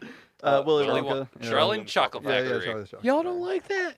No, I No. do not like that one. What? I do not like the remake. I liked it as a kid, and I like it Johnny Depp's today performance. because of how I liked it as a kid. But other Johnny than that, Depp's performance, I respect how far he went, but Yeah. it did not work. It did not work at all. it was his too fucking weird. Michael It Jackson, didn't Willy work. Wonka, just no. You're gonna hate this No. next one, Garrett. Mm. You're gonna love this so much. Are we getting another meme? Oh yeah, we're gonna get it. This next one is a sequel. The first one was definitely dated by the time period, and the second one changes the direction with a new actor and makes it a political thriller. Well, the first one's still a political thriller, but more of it. It's got Tony Hawk. It's got Matt Hoffman. Oh my God, what is this? Triple X State of the Union. Oh, really? Yes. Really? Yes. Oh my God. I don't even like. I don't like any of the Triple X movies. I love the Let's Triple X let's movies. just. I don't like the first one. I really don't. I don't like the second one. The third one is fucking atrocious. I mean, I remember I saw Return of Xander Cage. Yeah. I saw that in theaters like Saturday. It was me, a couple friends. One of them. It was his birthday that day, and I think I've told the story before. Actually, I told them Split was going to be the better choice. They didn't listen to me, and they chose to see Triple X, and we just sat there in bewilderment, going like, "This was awful. This was a disaster." Wait, have you not seen it, Dylan? Triple X? No, I've seen Triple X. Okay. Honestly, I would respect it if it were 9 or 10. But I know you're not fucking around here. No, I really enjoy it. All right. I mean, valid. I That's mean- your. Yeah. No, I don't let me bring it down. I don't know. The first one has pretty decent stunts. The third one is just like mostly just awful green screen and CG. Yeah, the third one's not good. Oh my God. Yeah. The first one had my respect as a kid. Well, when I first watched it, 10, whatever. Yeah. And it's the same director of Fast and Furious. Yeah, So just It kind had of- my respect, though, because of Tony Hawk, Mike Vallely, Matt Hoffman. Yeah. I'm not into sports, but when you get into skateboarding and BMX and stuff, that's where I shine. For me, those movies all were trying to be like other things, and it just, well, Point Break was like the template that Yeah. Fast and Furious and Triple X all tried to be like. And no, Yeah. you're not gonna beat Point Break. But- Triple X was essentially Fast and Furious meets James Bond. Pretty much. Well, no, Fast and Furious meets Bourne. Yeah, a little bit like a of those three, it's like a triplet. No. The classic line, "The things I'm gonna do for my country." But did he talk about family? No. No family. Just a. God, I hate that character. That Cool. is, I like Vin Diesel is good when he's in the right role, Yeah. and he's so unlikable. Xander Cage is such an unlikable jackass in those movies. You will And, appreciate well, that part, Paul. and yeah, Xander Cage is not in the second one, so Right. it's Ice Cube, isn't it? Yep, Which Ice Cube. at least is somewhat of an upgrade, I'd say. No, you'd really like that scene, Paul. He's like, "The things I'm gonna do for my country," I can't. and it's him in bed. Yeah, fuck off. Just fuck off. Sounds like that's dude. exactly what he did. Hate that shit. But the soundtrack of the first Oh one, my god, it's the most 2000s thing you'll ever hear. Rammstein, "Hate Breed," Oh my god, just full to. "Drowning Pool." Yep, Du it's. hast. No, "Fire Your Friend" or whatever. I like a lot of 2000s music, but even that's too much for me. It's not even the best of the 2000s music side. We get a scene in the first one, Paul, of him snowboarding down an avalanche to "I Will Be Heard" by Hate Breed. I have to see this movie. Yes. You probably enjoy it, to be honest. The second one involves, which is the one that's on my list, involves a government coup, Mm. and they break him out of prison to stop it. It's Ice Cube, Willem Dafoe, Samuel L. Jackson. Oh my god, I forgot Willem Dafoe was in this. Yeah, he's the bad Oh my guy. god. It's like Speed 2. So he's It's like Dafoe? Speed 2 all over again. Yes, he's So, Dafoe. He's not Dafoe. Defoe. But yeah, the soundtrack in the second one's more hip hop based, Oh yeah. but it's also still pretty heavy Mhm. in a way. Like, it's a lot of new metal. You get an old rap song called "Fight the Power" by Public Enemy. Yeah, yeah. But it's right on on. Exhibit. Hmm. And like, there's some Another movie is that better though. Do the right thing. there's a lot of like humor in it that like fits in like the like hood setting. They put a tank up on jacks, and they're like, "Welcome to the first tank jacking in history." Yeah. Or my personal favorite, when he's listing off a list of like offenses, he's like, "Grand Theft Chopper." It's just dumb fun, Ooh. Mhm. and it's a lot of fun to watch. This next movie was the first movie I saw in theaters. It's not the best movie, I will admit, but I it know has what a this special is. place in I my know heart. what this is. Fantastic Four. Yeah. Yeah, It's a phenomenal movie. it's better than 2015. It's a fantastic I will give you movie. that. Hopefully Marvel can actually get these fucking characters actually correct in this year. I don't have hopes. I prefer this one based on what we've been getting so far. Really? Yeah, Are you serious? Yes. With the cast that we've got now? Really? yeah. I think it's gonna be really good. It's gonna I be. don't know. It's my least. I'm not saying it's gonna be like amazing or anything, but It's my of the it big has four to be better than any of these other ones. of the big four coming out this year. It's my least anticipated superhero movie. Shit, really? Yeah, Why? I have Superman, Thunderbolts, Captain America, Fantastic Four. Oh man, I put Thunderbolts under Fantastic Four. I'm That's my kidding. least Can you tell me- anticipated, but I still Can am you really tell me excited off for it. air why you don't have that much faith in it? Yeah, I'll tell you later. Okay. But the next one, I'm surprised wasn't on Paul's list. It's a horror movie from one of the most legendary directors in horror. Did stuff like Sinister, The Black Oh Phone. yeah. Mm-hmm.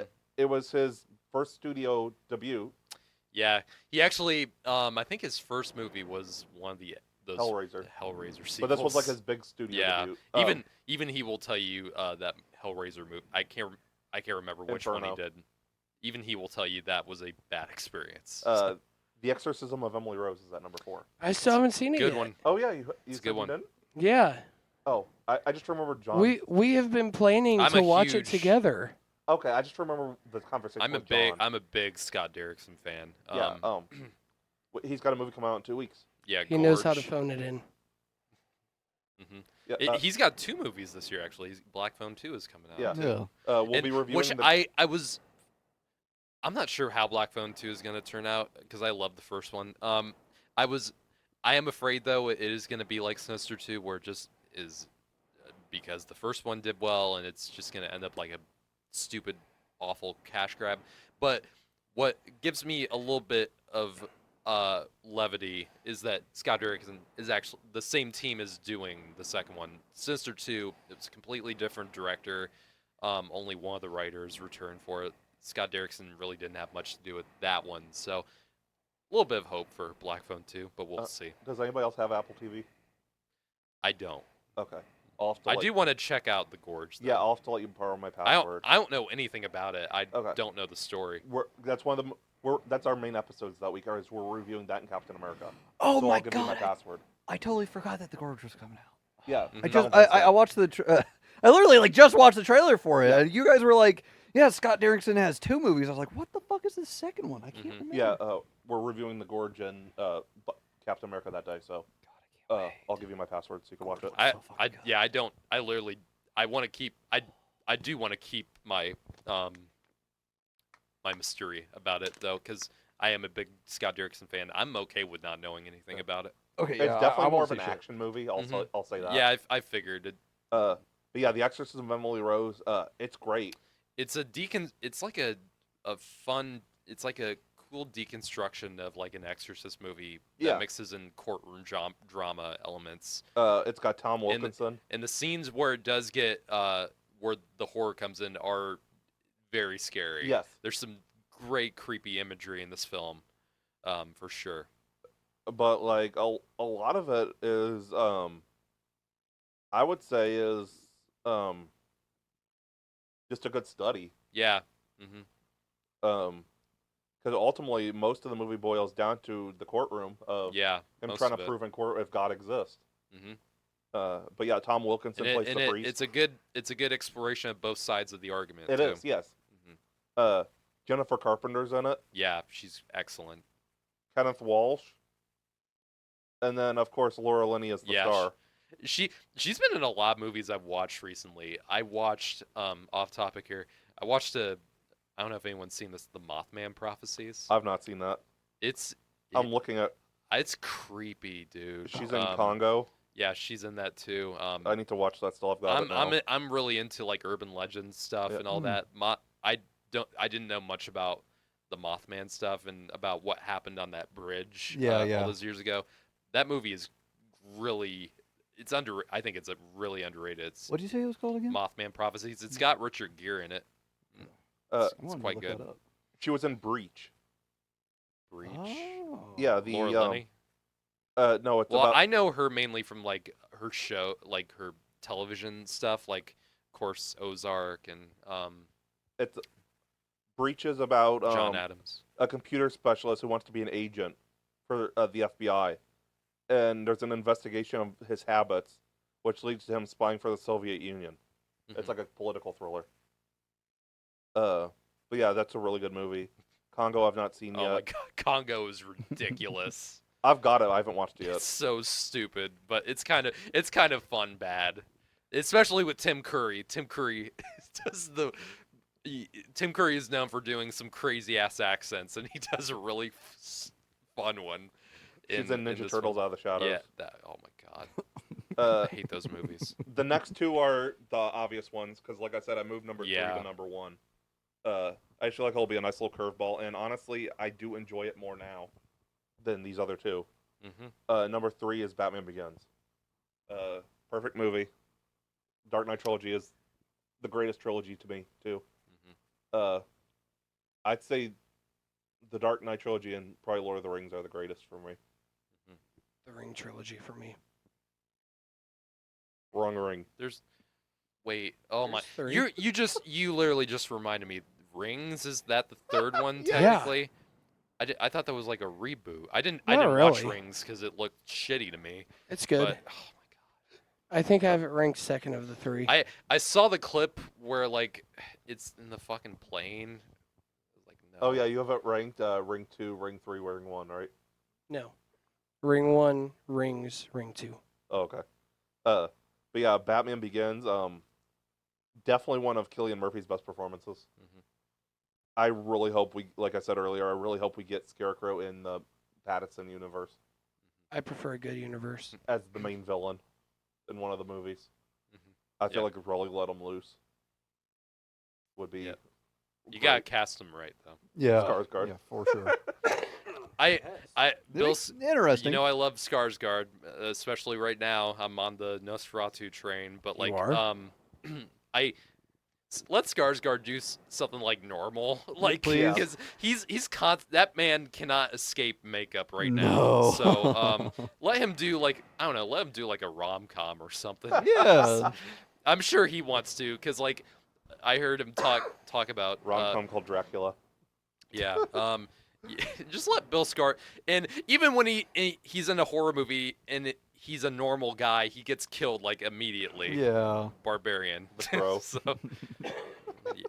yeah. Let's not bring that up. It's a great movie. The new one. Yeah. Did you watch it? Yeah, I still haven't seen it. Did you actually like it? it was. Yeah, it was. Okay, It wasn't okay. the worst, but Yeah. Definitely could have been better. there are definitely movies we won't say. I what that I were worse wanted to last give year. it the benefit of the Okay. doubt just because of Skarsgård, and Yeah. yeah. No. I'm trying to think of who could play a good Scarecrow. An older one? I would want say, like a younger one though. Yeah, I want someone younger. This is kind of an easy choice because he kind of plays like a kind of character like Scarecrow. Who's the actor who played Vecna in Stranger Things? Oh, yeah. Jamie Bowers. Jamie Lloyd Campbell? Yeah, Yeah. Or Jamie Campbell, I think it was Yeah, just Jamie Campbell. If Yeah. you want an easy choice, that's a pretty good one. Yeah, I can see that. Metalhead Scarecrow. Yeah. He's gonna arf all over it. Scarecrow. I don't know. It's kind of tough, but if you want a like a easy choice for that, I'd go with Vecna would him. be cool. Mhm. Yeah, that'd be interesting. Number 2, the movie that Dylan worships at the altar of, Episode 3. Yep. Every day. No surprise. It is Yep. my favorite Star Wars movie. I'd say my top 3 are Sith, Rogue One, and Empire. Mm-hmm. Yeah, I see that. I feel like Rogue One is the best one we've gotten quality-wise. Since Disney took over. Well, I just meant in general, like, because I feel like Rogue One is the closest one to like a Dune type movie. It's like the most Yeah. like adult Star Wars. And Rogue One spawned, in my Andor. opinion, the best thing Yeah, that Disney Star Wars has came out with. Andor, yeah. So Yeah. I feel Um, like that I feel like Rogue One and Andor is the closest thing we get to like Oscar Star Wars. yeah. Andor, when you compare it to all the other Disney Plus stuff, Yeah. it feels more like an HBO show, like It a does, show yeah. that really Agreed. takes itself seriously. Yeah. And that's my problem with the other shows. It just feels like it's made for. I know Star Wars is geared more towards children, but I do. Andor feels more like Dune. I want more adult Star Wars. Yeah, Yeah, I do I too. was gonna say it creates a more diverse portfolio Now, for Star Wars. Skeleton. I have not watched Skeleton Crew, but that Skeleton Crew, from what I hear, gets the lighter side of Star Wars down better, like real well. Yes. Yeah. So you can still do light-hearted Star Wars. We're gonna But- review it later, so you so- might want to check out the review. Yeah. Yeah. Number 1, this is one of my personal favorites. It's the only sports movie on my list. Oh, It's unfortunately the director also did Twilight. Oh, wait a minute. It has Am I Heath getting Ledger. Am I getting? Oh, is it Lords of Dogtown? Yes. Yeah, okay. Yep. Yep. Heath Ledger plays like a stoner surfer. Right No, on. actually, you know what? Christina Hardwick is the director's name. Yes. I know her because she has Catherine directed Hardwicke. Catherine Hardwick. Yeah. Yes, she has Twilight under her belt. She's directed good films outside of Okay, Twilight. I've not seen anything she's else. directed. She directed a film of the Nativity, which Oh, is yeah, the Nativity which is story? really good. Yeah. She's Yeah. directed other good films. don't just label her as Twilight. We all know what happens when you label people strictly under Twilight. Yeah, Pattinson's trying to get out of that, man. And Kristen Stewart. yeah. The movie's got Emil Hirsch Yeah. as J. Boy Adams. Hmm. Heath Ledger plays Skip. like he's like a surfer. Mm-hmm. Those are the only two cast members I really recognize. But one of the main character in the movie, Stacy Peralta, the actual Stacy himself helped write the script and stuff. Mm-hmm. So like it's very authentic to what really happened. Right. And I love how grungy the filter they used. They really color graded it to make it look like it was shot on maybe 8mm or 16mm. Mm-hmm. It looked really grungy through the whole movie. Right. And like obviously I'm a big skateboarding fan, so like this is just it's a really good movie, and like the story's kind of touching. Like they go their separate ways and kind of come back to each other, Mm-hmm. even if it takes a death to do it. But Right. it's kind of a beautiful story, and even the ones that kind of went down a bad path, they've came out good on the other side. Yeah, I've never seen this. I do kind of want to check it out. Mhm. Tony Alva is one of these people like where materials don't matter now. He was like the rock star of the group where he wanted all the money, all the cars, all the girls. And now he's like one of these people like, it doesn't matter, I've got my health, I'm happy. And J-Boy really went down a bad path, and he ended up getting sober a couple years before he died. Is this based on a Yes. true story? Okay. Yeah, J-Boy actually was kind of involved in a murder case. He was at a punk show, and he called someone out for, we'll just say, their lifestyle. And the guy got stomped and murdered, but he wasn't there when it happened.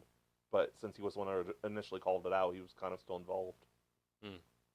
But he ended up cleaning up his whole act and stuff after going to prison. Damn. But yeah, it's a really good movie that I can't recommend enough. It's in my top 100 of all time. Sounds like a lighthearted romp. Yeah. All right. Now we're on you. All right. All eyes on you. Turn the camera. No, fuck off. No, Break the camera. yeah. It seems like a very expensive That's can. what I'm I gonna don't do want to if- do that. That's why I'm gonna do. If Emily Perez wins Best Picture, I'm gonna break that fucking camera. I want to say first and foremost, I didn't rewatch anything leading up to this list.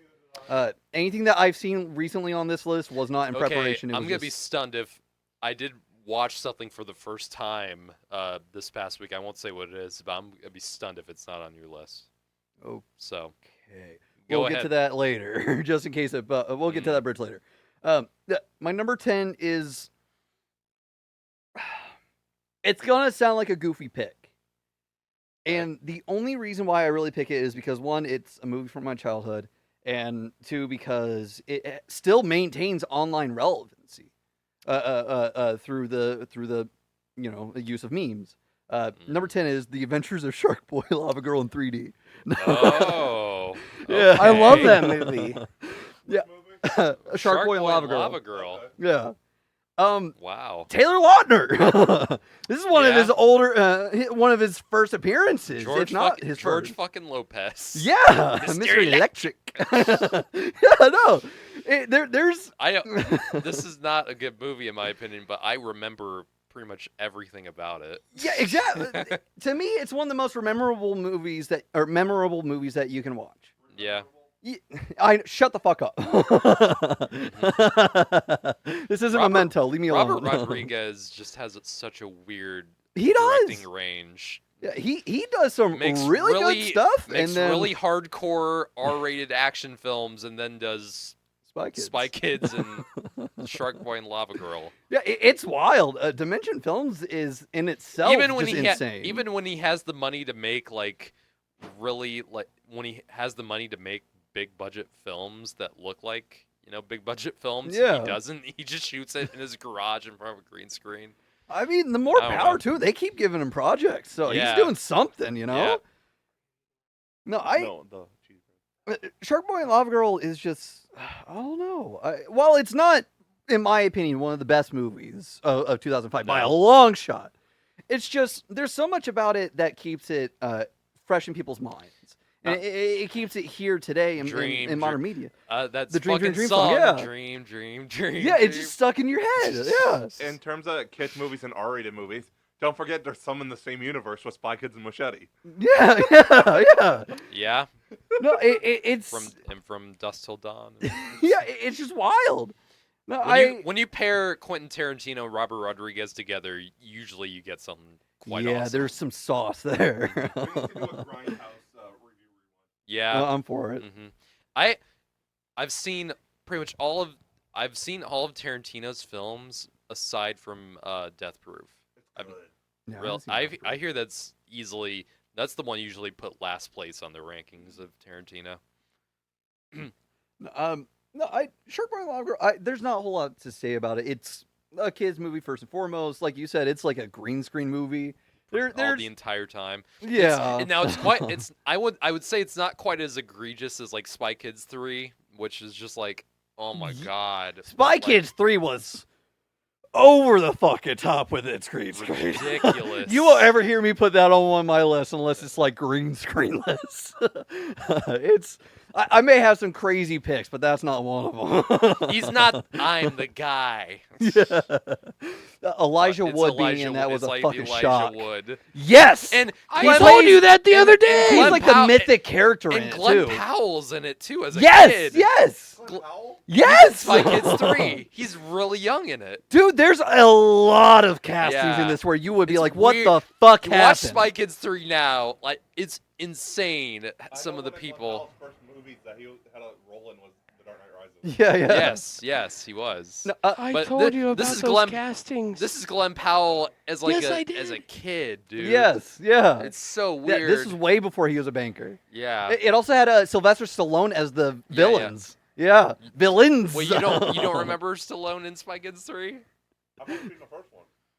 Oh wow. What the heck? You have to change that. The second one goes into deep places, dude. The second one's my favorite by fucking far. Remember It's that? so good. Remember that moment where Steve Buscemi like has that existential crisis? in Yeah, where he's like, in "Do you monologue? ever think that God looks down upon his creatures?" Yeah, It's crazy. I love it. I think it's awesome. It's super. It sounds out The big first time. I like the first Spy Kids. I like Yeah. that. Correction, I've seen two of them. I've seen Spy Kids and the first Shit. You need it. You It's at just- least need to watch the second Spire Kids. Machete. And Machete Kills. Keep in mind, no one is hearing what you're saying without your microphone. So. I'm fat, I'm eating. All right. No, what comes next? Number 9. This is also going to be a surprise poll. I feel Hitchhiker's Guide to the Galaxy. Yeah, we did talk about this not too long ago. Yeah, I still really appreciate it. This is one of those movies where I probably shouldn't have watched it when I did, but it still works for a kid. Like mhm. I know that when people look at I feel so bad trying to bring him up, and then Alan Rickman. A lot of times when people are like Alan Rickman, it's Severus Snape. Yeah. Or But for Die me, Hard. even though I feel like I was introduced to Severus Snape before I was introduced to, like I said, I haven't seen this in a hot minute. I didn't rewatch it for this episode, but his character on Hitchhiker's Guide, So wait, he was the robot. so I feel like the movie this gets compared to a lot, and the Hitchhiker just gets the short end of the stick. It gets compared a lot to Galaxy Quest. So Yeah. Alan Rickman is in both Galaxy Quest and Hitchhikers. Yeah. I find that very fascinating. I like it. I thought he did great in both. I was a big fan. Oh yeah, he's I love Galaxy phenomenal Quest. in Galaxy Quest. It's so good. Mhm. No, I like that. Personally, one of the big reasons why I wanted to put this on the list was just how it helped shape one of my favorite shows. I don't know What if was you know that? this, but this helped shape Rebels. Oh, Yeah. how? Specific. One of my favorite characters that isn't part of the main crew, at least until later in the show, is AP5, who's voiced by D. Bradley Baker. Yes, D. Bradley Baker. And he based his performance as AP5 on Alan Rickman's in Hitchhiker's Guide. Yeah. And AP5 is one of my favorite characters because in Rebels, because this is a side tangent. One of my favorite moments in Rebels is when he's floating in space and the Force butterflies connect with him, and he's like, "Is this the universe? Is this the grandiose scheme of everything? Is this what I'm destined to?" And then he gets pulled back, and he's like, "No, no!" He's like, "Leave me out there." But no, Hitchhiker's Guide is just really good. There's some castings that I forget about it, like Zoe Deschanel is in it. Obviously, Martin. Martin Freeman. Yes, Martin Freeman. I think a mini discussion we should have during the May the 4th episode is all the war crimes Chopper's committed. Yeah. Man, the list goes on. And it's only going to continue going on as long as Dave Filoni is involved with Star Wars. No, Hitchhiker's Guide is just underrated in my opinion. I don't think a whole lot of people talk about it today. I see that. It's kind of a bummer, but I also see why. There's a lot of other great movies out there, and especially in that year. And I don't know. I have a soft place in my heart for it, especially for the because I don't know about anything else with Hitchhiker's Guide aside from this movie. So I have no idea about how it is adaptation-wise. But the poetry rhinos, or were they rhinos? I can't remember. I can't remember. But no, they were like rhino-like species, but they fucking loved poetry, and they were hardcore like invaders from outer space. And to get them to go away, they just like read them poetry. No, I love it. It's great. Number 8, relevant to number 9, Harry Potter and the Goblet of Fire. This is ones that I don't care that much for in the series. It's Really? definitely I don't think it's one that now it is a very important one in the series Yeah. just because of how much stuff it introduces. This is the first one with Ray Fiennes, right? Yes, yeah. Yeah, so that I do love, and some of the other additions, like is this the first one with who's Brendan Gleeson's Mad Eye Moody? Yeah. I love that's that. the first I one. love that character. It has Pattinson in it as Cedric. Yeah, definitely. Yeah. I think Prisoner of Azkaban came out before this and kind of stole a bit of its thunder. Yes. Because I think that one is That's my the favorite best. one of the Yes. series. Mhm. Yeah. So, It's but so good. Goblet of Fire is not bad. I don't really think any of the the main series Harry Potter films are bad. It's just not one that I particularly. I have my strive for. personal fucking issue with Chamber of Secrets. I fucking hate Chamber of Secrets, both as a book Really? and as a fucking movie. I Why? fucking hate I it. like Chamber of Secrets. It's so fucking boring to me. Like Really? all the power to everybody who loves it. I don't know if it's just my personal issue with it or what, but it's so fucking guess. boring. I hate Lockroy because he's a fucking idiot. I love the actor who plays him. Thor movie was alright. I honestly I like the balance that he struck with Thor, but I don't know. I'll have a take about Harry Potter later. Okay. I see. Something else. No, Harry Potter and the Goblet of Fire is one of the better movies in my opinion. I would say top 4. It's where the Dumbledore said calmly. That's one of my favorite memes Probably to come my out of the favorite fandom. thing to come out of that movie. Yeah. No, I like the because I will say I don't feel too good talking about this online because of controversies surrounding the person who made Harry Potter. Yeah. But I feel like it's inescapable now. it is. But I grew up with these movies and with these books. This is how I connected with my mom and with my brother, with my dad. Like, we all sat down and watched this as a family. It's one of my earliest memories, sitting down and watching Prisoner of Azkaban. One of my earliest memories is my family sitting down to watch Prisoner of Azkaban. Meanwhile, I was still locked to the fucking table because I didn't want to eat my cream corn. So I was just like peering around the doorway, not eating, just trying to catch a peek. All I need to say about this. Now, I don't want to touch on the controversy. Sometimes you just have to separate the artist from the art. That's all it. Yeah. It's easier for me. It's not easy for some people to do, and I understand that. But Yeah. I guess it's easier for me to do that than it is for others. So Yeah, this is one of those is what it cases is. where it's extremely hard for me, just because of how ingrained it is. yeah. Like Star Wars doesn't have a I whole get lot of that. those controversies, so I can't compare it to that. Wait, what? Star Wars doesn't have a whole lot of those controversies. There have been The some same type controversies of about some people. The same type of controversies. I wouldn't say to the level that this is. Because, like, the stuff surrounding the... I'm not going to talk about it. It's just... Right. No, Harry Potter and the Goblet of Fire is just one of the better ones, in my opinion, for the movies. Definitely has Because good action. even though it's not...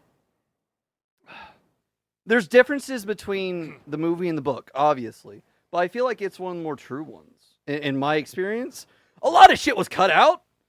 But And it's one of the longer ones in the franchise too. It's almost 3 hours, isn't it? Yeah, roughly, yeah. I think it's like 249. 242, Yeah, okay. it's long. Yeah, So- I like it. I was gonna say, how do you rank it with Order of the Phoenix?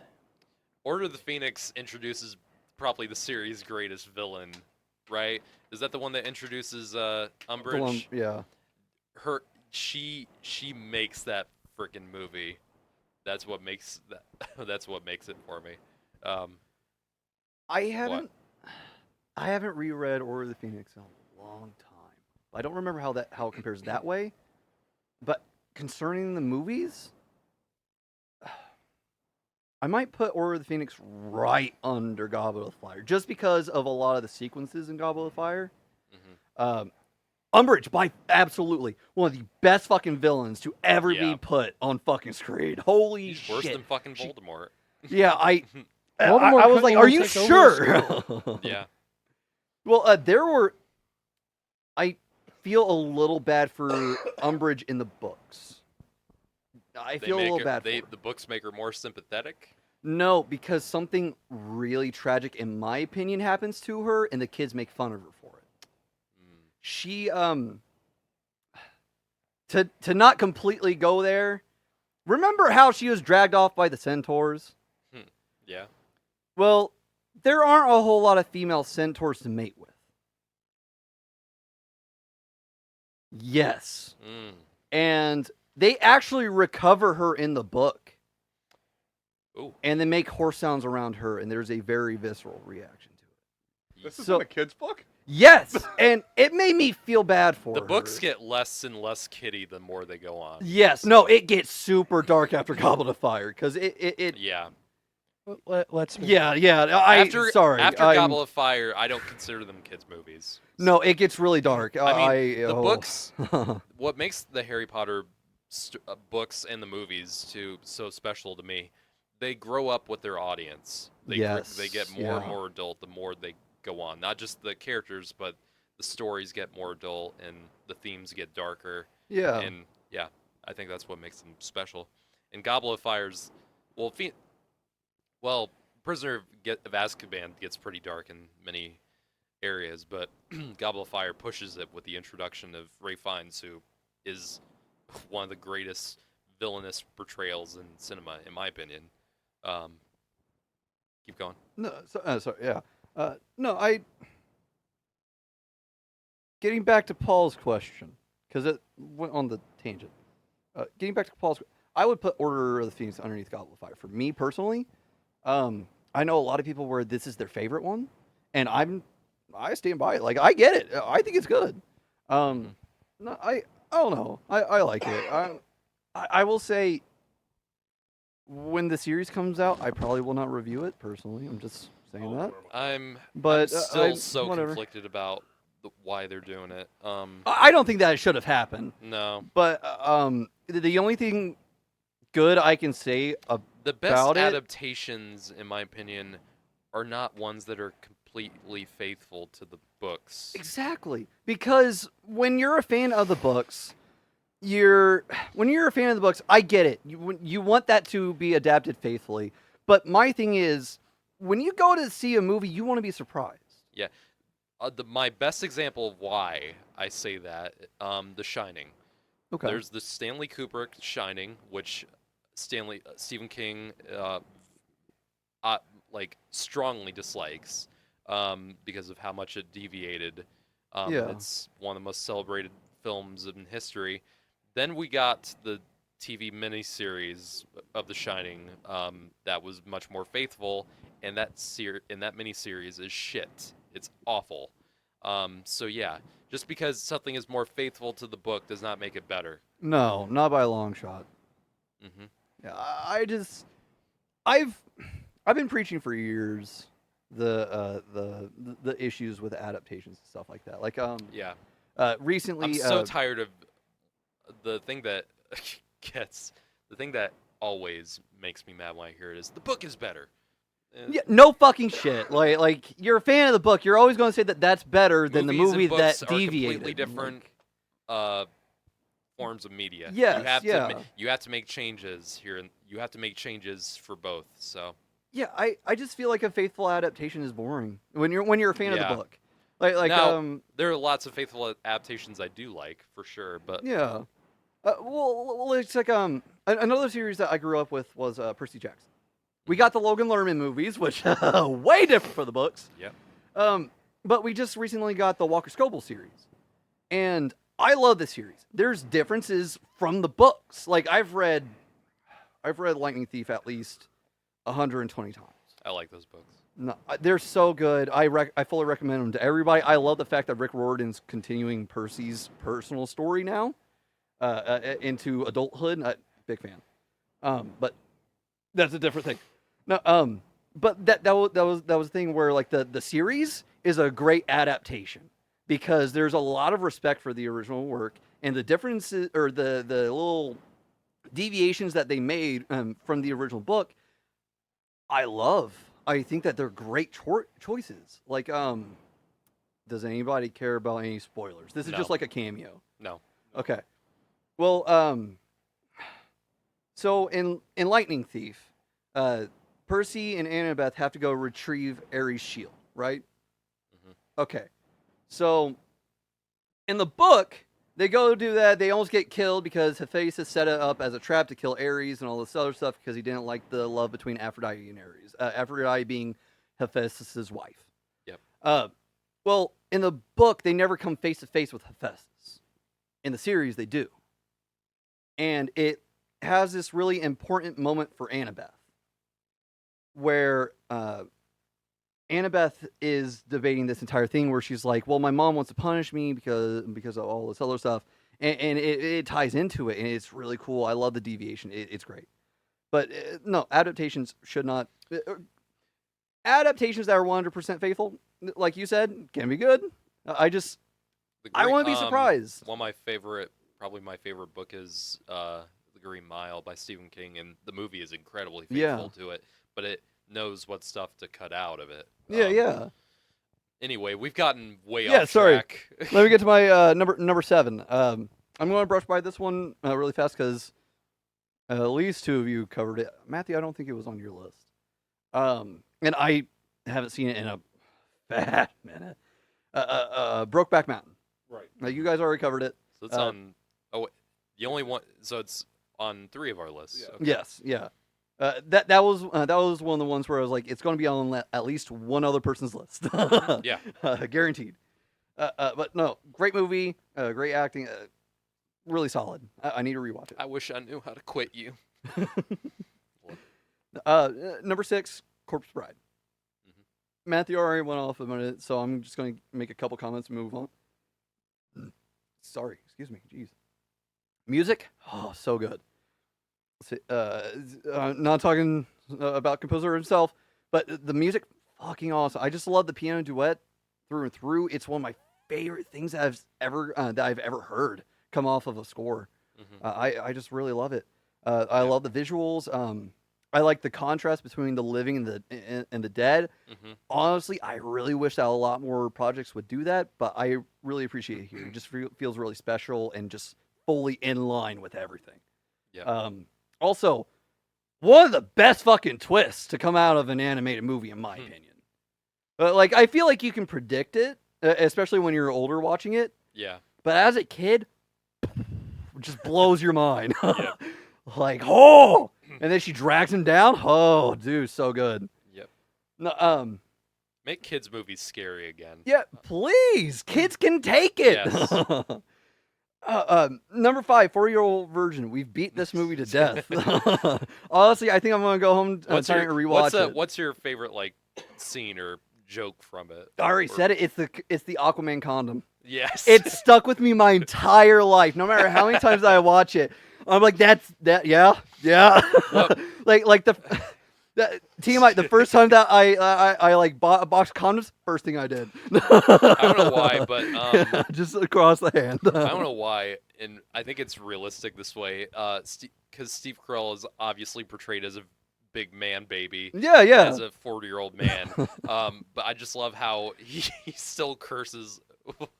The way he curses, he still like cusses and stuff. And he tries, like that part where I brought up where she finds all the toys and finds the Iron Man toy, and he's like, "They're not fucking toys."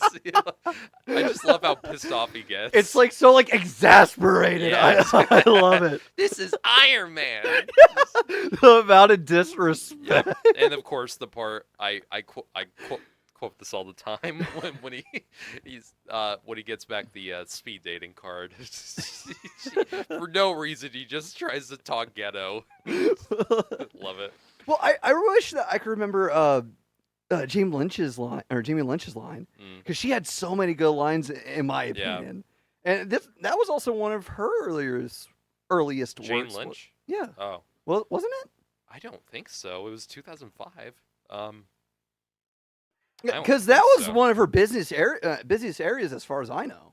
Well, I'm not sure. that's where I know her the most from. Is that like time period? And But, Glee. I don't know. And Glee. Don't forget Glee. No, we beat this movie to death. I'll move on. Yeah. Number 4 is Batman Begins. I will say, as time's worn on, I don't know if it's just the fact that I don't rewatch it super often because I mostly just rewatch The Dark Knight. It's rare when I rewatch the trilogy because all of Batman Begins is like seared into my brain, Mhm. just because of how often I watched it as a kid when it came out. Yeah. But like as I've grown older, I just haven't felt the need to rewatch it or anything. But it's still, for all the reasons that we've said, it's still really good. Yeah. I can't believe people call this movie boring. No. That's what pisses me off when yeah, how could you I don't know how people, it's boring because it doesn't have the Joker in it. I feel like that's why. They forget all the other things that make these movies just fucking amazing. Yeah. There's I love Rises. I love Rises too. It's just not, it's my least favorite one in the trilogy, but I still love it. I prefer like the last half of Rises. Mm-hmm. Yeah. Like it's really good. Mhm. I think that I need to rewatch the trilogy soon. I don't think I've done it in like 3 years or I haven't something. rewatched it in a bit, and I need to. Yeah, it's I good. rewatch the trilogy like once a year at least. So. Yeah. My issue is that I feel like oh man, this could get me flamed. My thing is there are too many people in the comic book movie fandom that latch on to Zack Snyder and Christopher Yes. Nolan's perspective on the superhero Yes. genre. And I feel like it's really ruined the ability to talk about Yep. it online. Because it's always like, oh, well, it's not going to be anywhere near as The Dark Knight. I It's mean, like, look I what's- didn't fucking say that. Look what's happening with Superman right now with these fucking people. Exactly. People are like, Every- oh, this is going to be the worst movie. Every fucking frame they take, and it's like a crime to them. It's like Yeah. good God for a comic book movie to have color in it. Right. Like it's people have been so against James Gunn taking over DC for the longest time because of this shit. And I say that with full respect to almost every To movie them, that they've every touched. comic book movie needs to have just look like concrete. Yeah, I just And I like a lot of what Zack Snyder did with the DC movies. yeah, but there's a lot of good that's stuff not there. the only way to do it, people. No, I want an upbeat Superman. And Yes. while there is a message of hope with Superman in Zack Snyder's, And I want. This is what pisses me off too. These people think that there shouldn't be a difference between Clark Kent and Superman. Like they think Clark Kent shouldn't be. goofy like, and dude, clumsy and but shit. That's how he disguises himself. Not Fucking just the exactly. glasses, Yes. but there was a social media reel with David Cornsweet where it's like on a white background, and it's like he's spinning around, and he's Superman, then he spins around and he turns into Clark Kent, and he like drops his papers, and he does that kind of like goofy kind of face to him, and I'm like, he perfectly establishes a difference between Clark and Superman in a very subtle way. And I love that, and I love that they're taking that approach with it. And these people fucking don't like Christopher Reeve's Superman either, so fuck off. Yeah, I can't get behind it. It's I'm weird. like, I'm not the biggest Reeves fan, but Reeves he's is great for what he did. yeah. yeah. No, I don't know. How could you not see the value in what Reeves did for that character? Exactly. For a lot of people, he is still Superman. Yeah. Yeah. Well, I For mean, me, it's a little bit dated, but like It it's still might be great. dated, but it's just because it's dated doesn't mean it's bad. Right. So, right. No, I don't know. I'm sorry that my list is causing so many tangents. It always does. I don't fucking. It's fun. We're We're not even at 2 hours yet, anyway. So. Yeah. Hour 53, yeah. Well, I want that to be my last. I don't want that to be my last comment about Batman Begins. Batman Begins, I have a couple issues with it as a superhero fan. I can find issues with it for sure. Well, but like the fight scenes aren't done very well. yeah, when you it compare could them definitely to be the a little other better two. in my opinion. It's a lot of shaky cam. Yeah, my thing is, a lot of people complain about Batman Begins in relation to Ra's al Ghul, where they're like, oh well, this isn't really who he is in the comics. It's like, no, don't it's care. not. But I like how he fits in with this universe. Yes. It's I have to it's look at it through Nolan's that take. lens. It's Yeah. Nolan's take. Yeah, like I like the grounded thing that he has. I really love that. I just If oh, they want no. comics, go to Arrow Yes, yeah. because he's pretty comic accurate in Arrow Yeah, season 3. he's great in that. Yeah.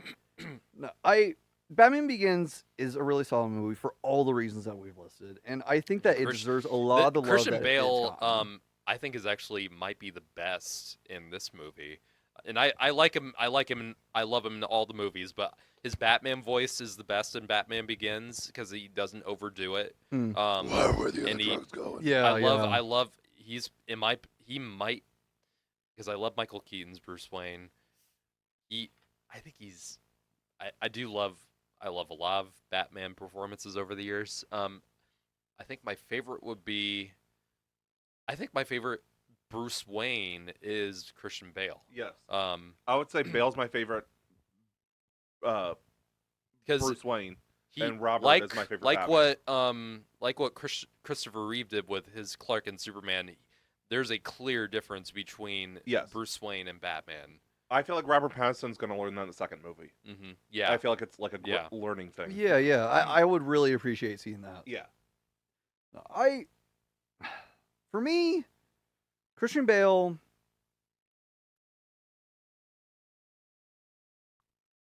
Michael Keaton removed because Batman Returns is my favorite Batman movie fucking ever. Mhm. Michael Keaton removed because I just can't not give it to him for every single category. I love Michael Keaton. Don't get me wrong. I Chris- never rewatched those now. Michael Keaton, After seeing about Michael Nosferatu. Keaton and Christian Bale are like neck and neck for me. Yeah, I think that because one of my biggest gripes about for the longest time. Now, my favorite Batman, because I have a favorite Bruce Wayne and a favorite Batman. Hmm. For Batman, for me, it's Pattinson. Yes. No, But like Bruce Wayne, those Yes, are that's yeah. what I agree with too. Mhm. I would say Bruce for me would be Bale. Batman for me would be Pattinson. Yeah. And then the blend of the two would be Affleck. Because Okay. I really fucking love what they were I can doing. see that. Yeah.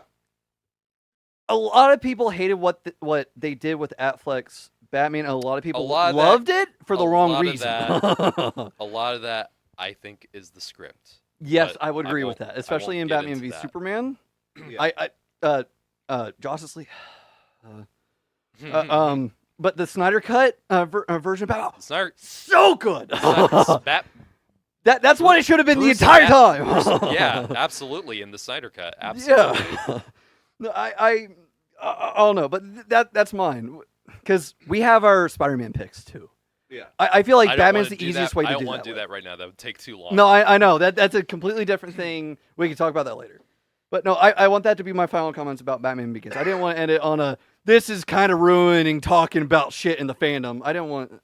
No. Christopher absolutely Nolan not. and his team did a lot of great work with Batman Begins. And he brought it back from the depths of hell. He Ab- really did. Yes. But yeah, moving on. My number 3. This is going to be a surprise. Mm. Star Wars Episode 3, Revenge of the Sith. That's surprising. I didn't want it to put it at my number 1 because it's not my favorite of the year. Wow. It's my favorite Star Wars movie. Don't get me wrong. But it's not my favorite movie of the year. Look at you. Yeah, I know, right? It's growing. Character progression. Yeah. I didn't want to give Great favoritism too screen- much on this one. Great screenwriting on this episode. We're not gonna get that. We're just as good as the WWE right now. No, I love Revenge of the Sith. There are flaws with it, yes. Yeah. It has one of the greatest third acts in my The opinion. third act is great. It's Absolutely. super good.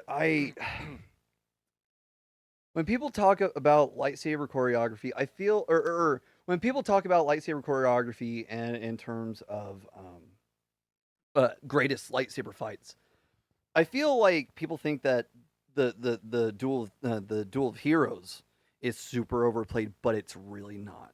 You feel the emotion with every hit, with every clash. The amount of training and preparation that Ewan and Hayden did for that, because their It's fight like a went. dance. It really is. Which I know there's a lot of division on that idea because there are the complaints at the time that this came out. They've kind of diminished now, but like the complaints that went on about the fighting here is that it feels too rehearsed and it feels a little too choreographed and it doesn't feel real. Yeah. In a sense, I get that. But it still looks cool. Well, That's the only thing I'll say about it. Well, because there's, because the most common, going on that, the most common instance that people bring up is when they're whipping them around really fast, and they're both doing it at the same time, and because there is people could be like, oh well, it's kind of just an excuse, but the in-universe kind of thing is like these people know each other really well. Anakin and Obi-Wan were fighting together for, at this point, I think it was 13 years, roughly. They'd been fighting for 13 years. They knew each other like the back of their hand. In training. Yeah. They really knew each other. And another thing is, so not only were they trying to predict each other's next move the entire time, but Obi-Wan also has a specific fighting style which relies on patience. So he looks for the window, he doesn't go to take it. Or he doesn't do the preemptive move, he waits for the other person's step so he can step in accordance. So when they're locked like there, half of the reason why it's like that is because of that reason specifically. He's like, okay, this I'm expecting this to be Anakin's thing, like we're gonna match, it's fine, like not yet. I just dual moves first. But no, it gives me one of the saddest visuals in Star Wars as well, when it's Padme's funeral march, where you can see her pregnant stomach for like. That wrecked me when I first watched it. Mm-hmm. Well, one of my things with Revenge of the Sith is like the timing of everything, because like that man was at war, like. I think at one point somebody was like, yeah, they hadn't seen each other for a year. How does that line up? Also, how the fuck did nobody be like, hey, who got Padme pregnant? like what the fuck is up there? Because as far as I know, Padme wasn't trying to hide the fact that like she was with somebody, aside from the fact she was with a Jedi. Like she wasn't really trying to do anything. So I don't know if there were any excuses or what, but I digress. No, I've talked a lot about Revenge of the Sith here, so I feel like I just go on. My favorite scene in the movie is not one with any action, and it's mainly just dialogue. Is the the opera house scene. Yes. One of With Plug probably Away. my favorite. Yeah, It's my- one of the more my- infamous scenes probably too. my favorite scene. Nothing's really happening. It's just two characters talking, and it's interesting. It's well acted and it's well written, and yeah, that's probably my favorite scene in the film. It's that I like a lot of the like under the table things with that. Like I like the world building that provides, where it's like, holy shit, they have water operas. That's awesome. Mhm. Like I like that. I like the in universe commentary that it provides, where it's like all these and Mandalorian season 3 kind of does it too.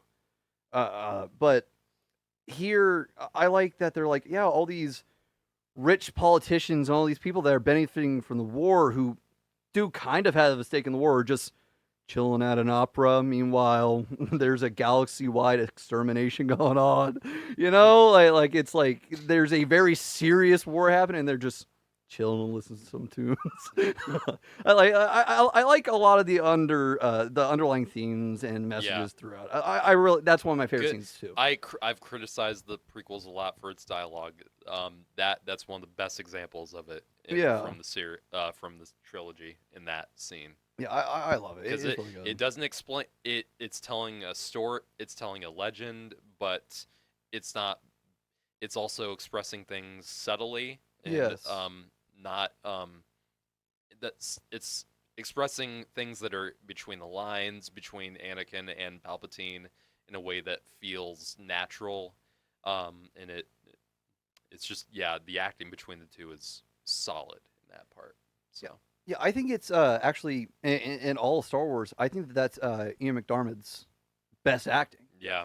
Yeah, that's his best scene by far. I just love it. Mhm. Yeah, And it's he's great. not being over the top and goofy. He's sly and under the Yeah. table. Yeah, I love it. Number 2, you brought this up earlier. Wallace and Gromit, Curse of the Were-Rabbit. good. It's so fucking good. This was my first foray into Wallace and Gromit. Again, introduced to it as a child. I've loved it ever since. It made me really appreciate everything. Yep. I really wish that I would have There's just something rewatched it leading there's up to just this. something so endearing about it. There is. There's a lot of love. It's super charming. Aardman Wednesday always Day. kills it. Yeah. Aardman always kills it. I don't know. I really love it because it helped introduce American audiences to Wallace and Gromit. Yeah. So I really just love what it did for the brand in general.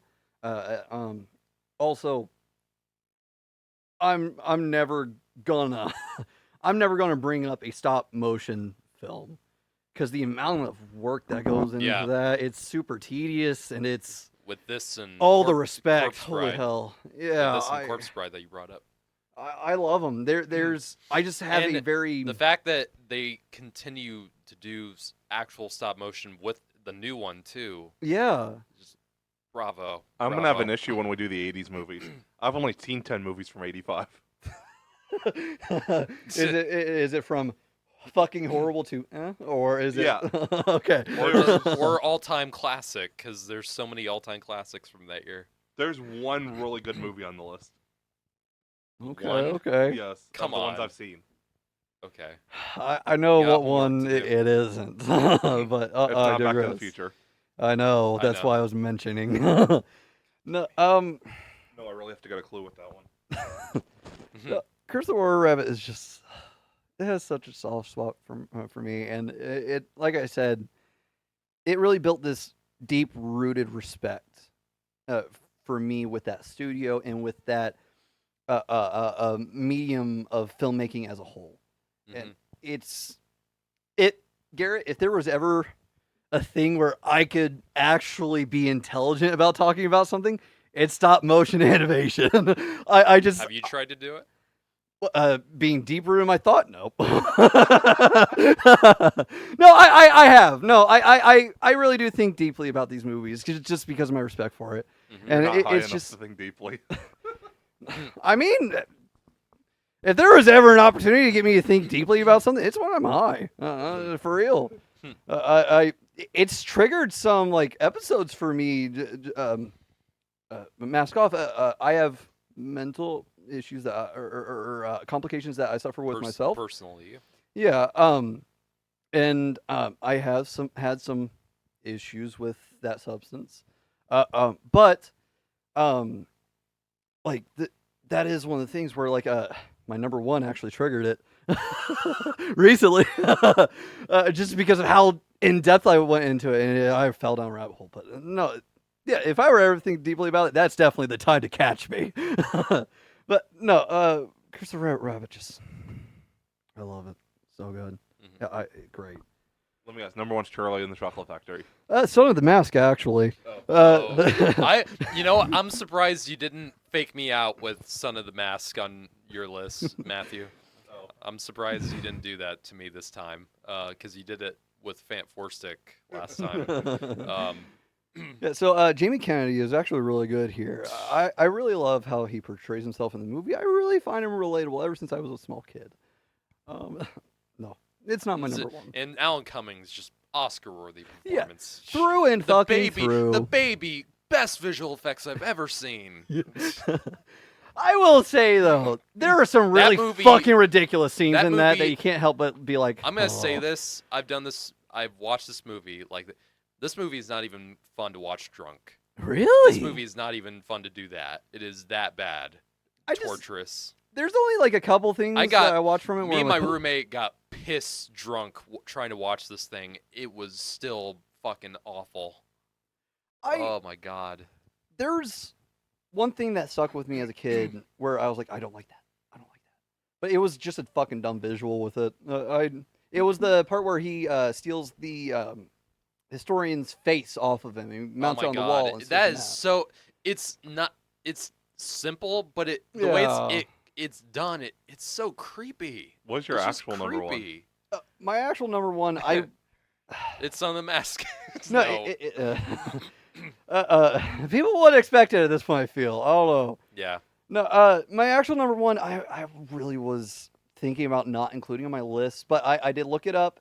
It did get its, on this specification, it got released for the first time in 2005.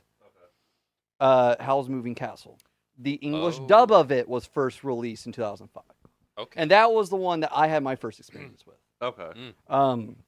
The first time, and it was, I think it's one of the things that made, that I've always enjoyed animation as a medium, if you couldn't fucking tell. But I've always enjoyed it. But I never really processed it as a more serious medium until I was in the 10th grade. In the 10th grade, my English teacher showed it to us. And it wasn't just one of those, I don't feel like teaching today kind of thing. Like, just watch a fucking movie. It was partly that. It was also the fact that my teacher fucking loved the movie. But he was like, this is just a great story. He was like, there's a lot of great moments in this. He was like, it's written very well. He was like, it's just beautiful. And it opened my eyes to how animation could be taken just as seriously as a live action film. Yes. And it was another things where it created that kind of respect. Or I wouldn't say created, but like reinforced that kind of respect. I mean, Howl's Moving Castle is by far my favorite Studio Ghibli movie. I love Spirited Away. I love Totoro. I didn't watch Kiki's until like 2 years ago. I fucking love Kiki's. Kiki's so good. I still haven't. I fell asleep watching The Boy and the Heron, but that's not a testament to Boy and the Heron. So I really need to finish that. My favorite Studio Ghibli film is Treasure Planet. My favorite anime is Toy Story, Core in the House, airplane instruction videos from the 80s, Seinfeld, great anime. Fucking perfect. Top notch. Yep. No, Howl's Moving Castle is just that beautiful. shows you my knowledge of Japanese animation. Yeah. Oh, there's so much. Like I just got kicked onto, and I've known about it since a childhood. My older brother loved it. Mobile Suit Gundam. I just got into that Gundam. recently. Mm-hmm. Yeah. I've been trying to dive a little more into older Japanese animation media because I feel like that it's just some of the best of the class. It's beautiful. I feel like a lot of the stuff from that time period is aged beautifully. I love the aesthetic that's come applied to it. Like, side fact: when you picture Sailor Moon, you picture a more like cutesy, warm-colored, like rosy tint to it. That wasn't the way that it originally was. The only reason why it's that way is because of how it's been poorly preserved over time. By the time that they digitized it, that was the damage that was done. Yeah. Like most silent films you see now are. Yeah. hmm Yeah. I just. It's a bummer, but I just. Howl's Moving Castle is amazing. Another thing where it's like Disney distributed it, and I feel like Disney is one of those things where all their flaws, at least they branched out at certain times throughout their history. And I feel like them distributing Japanese films was one of those things where it was a great thing for them to do. Like, I'm super appreciative of that. I'm sure that there are countless people in this country that are super appreciative of it, whether they recognize it or not. Like, it's, I don't know. Howl's Moving Castle is just awesome to me. I fucking love it. Yep. I'm always going to be for including fantastical elements in media, especially in animation. That's the best. That's the best place for it, in my opinion. You can't You do can it do in so live much action. good with it. Do it in animation. Yeah, like War of the Rohirrim, or Rohirrim. I didn't see that. It's going to be streaming February 28th. Yeah, I already bought it. I didn't hear I didn't hear great things about it. I liked it as a Lord of the Rings fan. As somebody who has Okay. again, I grew up with Lord of the Rings trilogy. And I need to go back to Rings of Power. now I haven't finished it. I wonder. I just when that was coming out, I originally didn't actually know it was going to be an anime style. Yeah. It was actually directed by the guy who did Ninth Jedi for Star Wars Visions, which is one of the most acclaimed episodes from Visions. I appreciate New Line and those guys for releasing it, as a theatrical film, but I just don't see how they thought it was going to be that big. We're getting a new Peter Jackson movie next year, apparently. Mm-hmm. Hunt for Gollum. Yeah, that's right. Yeah, which is interesting. I'm very worried. I'm very worried. I'm interested, but I'm worried. Well, so. I can't remember if Andy Serkis said that he's super attached to it or what, but I feel like he is, considering like Gollum was like his. Who are they gonna get to play Gollum? His thing. Me.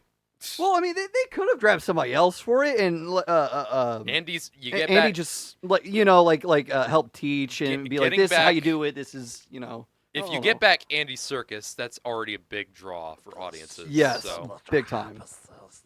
No, I would recommend checking out War of the Rohirrim. I liked it. I was somebody who went into it mostly blind. There was a thing towards the end where I feel like it draws you in enough that you start to forget about certain things and you just see it as the history, or or not so much like these are historical figures, but more just like it's really great to see this unfold. I really love the world building. I love. I was talking about Howl's Moving Castle. It makes you forget about certain things, and there's a reveal towards the end where I'm like, oh shit. And I remembered it right before it happened. I was like, oh, son of a bitch. I just think I should have known. The anime style, as much as people love it, and it's absolutely great style, I just think for American audiences, it's always going to be a niche thing. Like I don't know what, maybe something can come along and maybe get Americans more into it, but like the general Americans, I know a ton of people love it, American people, but like generally speaking, it's for me. I think it's always going to be a niche thing, no matter how good it is. Yeah, so. I understand. I don't think that they were expecting a full draw with it. I really don't, because I'm pretty sure that this was originally just a Japanese release, or it was first released in Japan. What the budget on it was. Yeah, I was about to look that up too. But that's your list. Yeah, that's my list. I really do. I really do love these films. I'm not saying that these are the best films of 2005. Absolutely not. Or well, some of these are. but for me, a lot of these held a It's just our special place in list. my heart. Yeah, and Nice. I also just I knew a lot of my stuff wasn't going to be on the rest of your guys' list, and I 95 at is least gonna be wanted interesting. some of these to be mentioned. Yeah, because I feel like it's a lot easier to overlook some of these smaller things or that people wouldn't typically hold up. Where it's like, yeah, this was also a big deal. Next week's gonna I be just want to provide interesting. that. It will be. Yeah. Yeah. We thank you for watching this long episode. It's been a crazy one. Remember to like, comment, subscribe, all that good stuff. We got a couple more episodes coming out this week. Dyllan and I are reviewing Creature Commandos and Skeleton Crew. Yeah. I believe Paul is reviewing Wolfman. We thank you guys for watching. Next week we have our top movies in '95. And then the week after that we have Captain America, Brave New World, and the Gorge review. Valentine's Day. Yeah. So stick around for that. We hope you guys enjoyed. See you later. We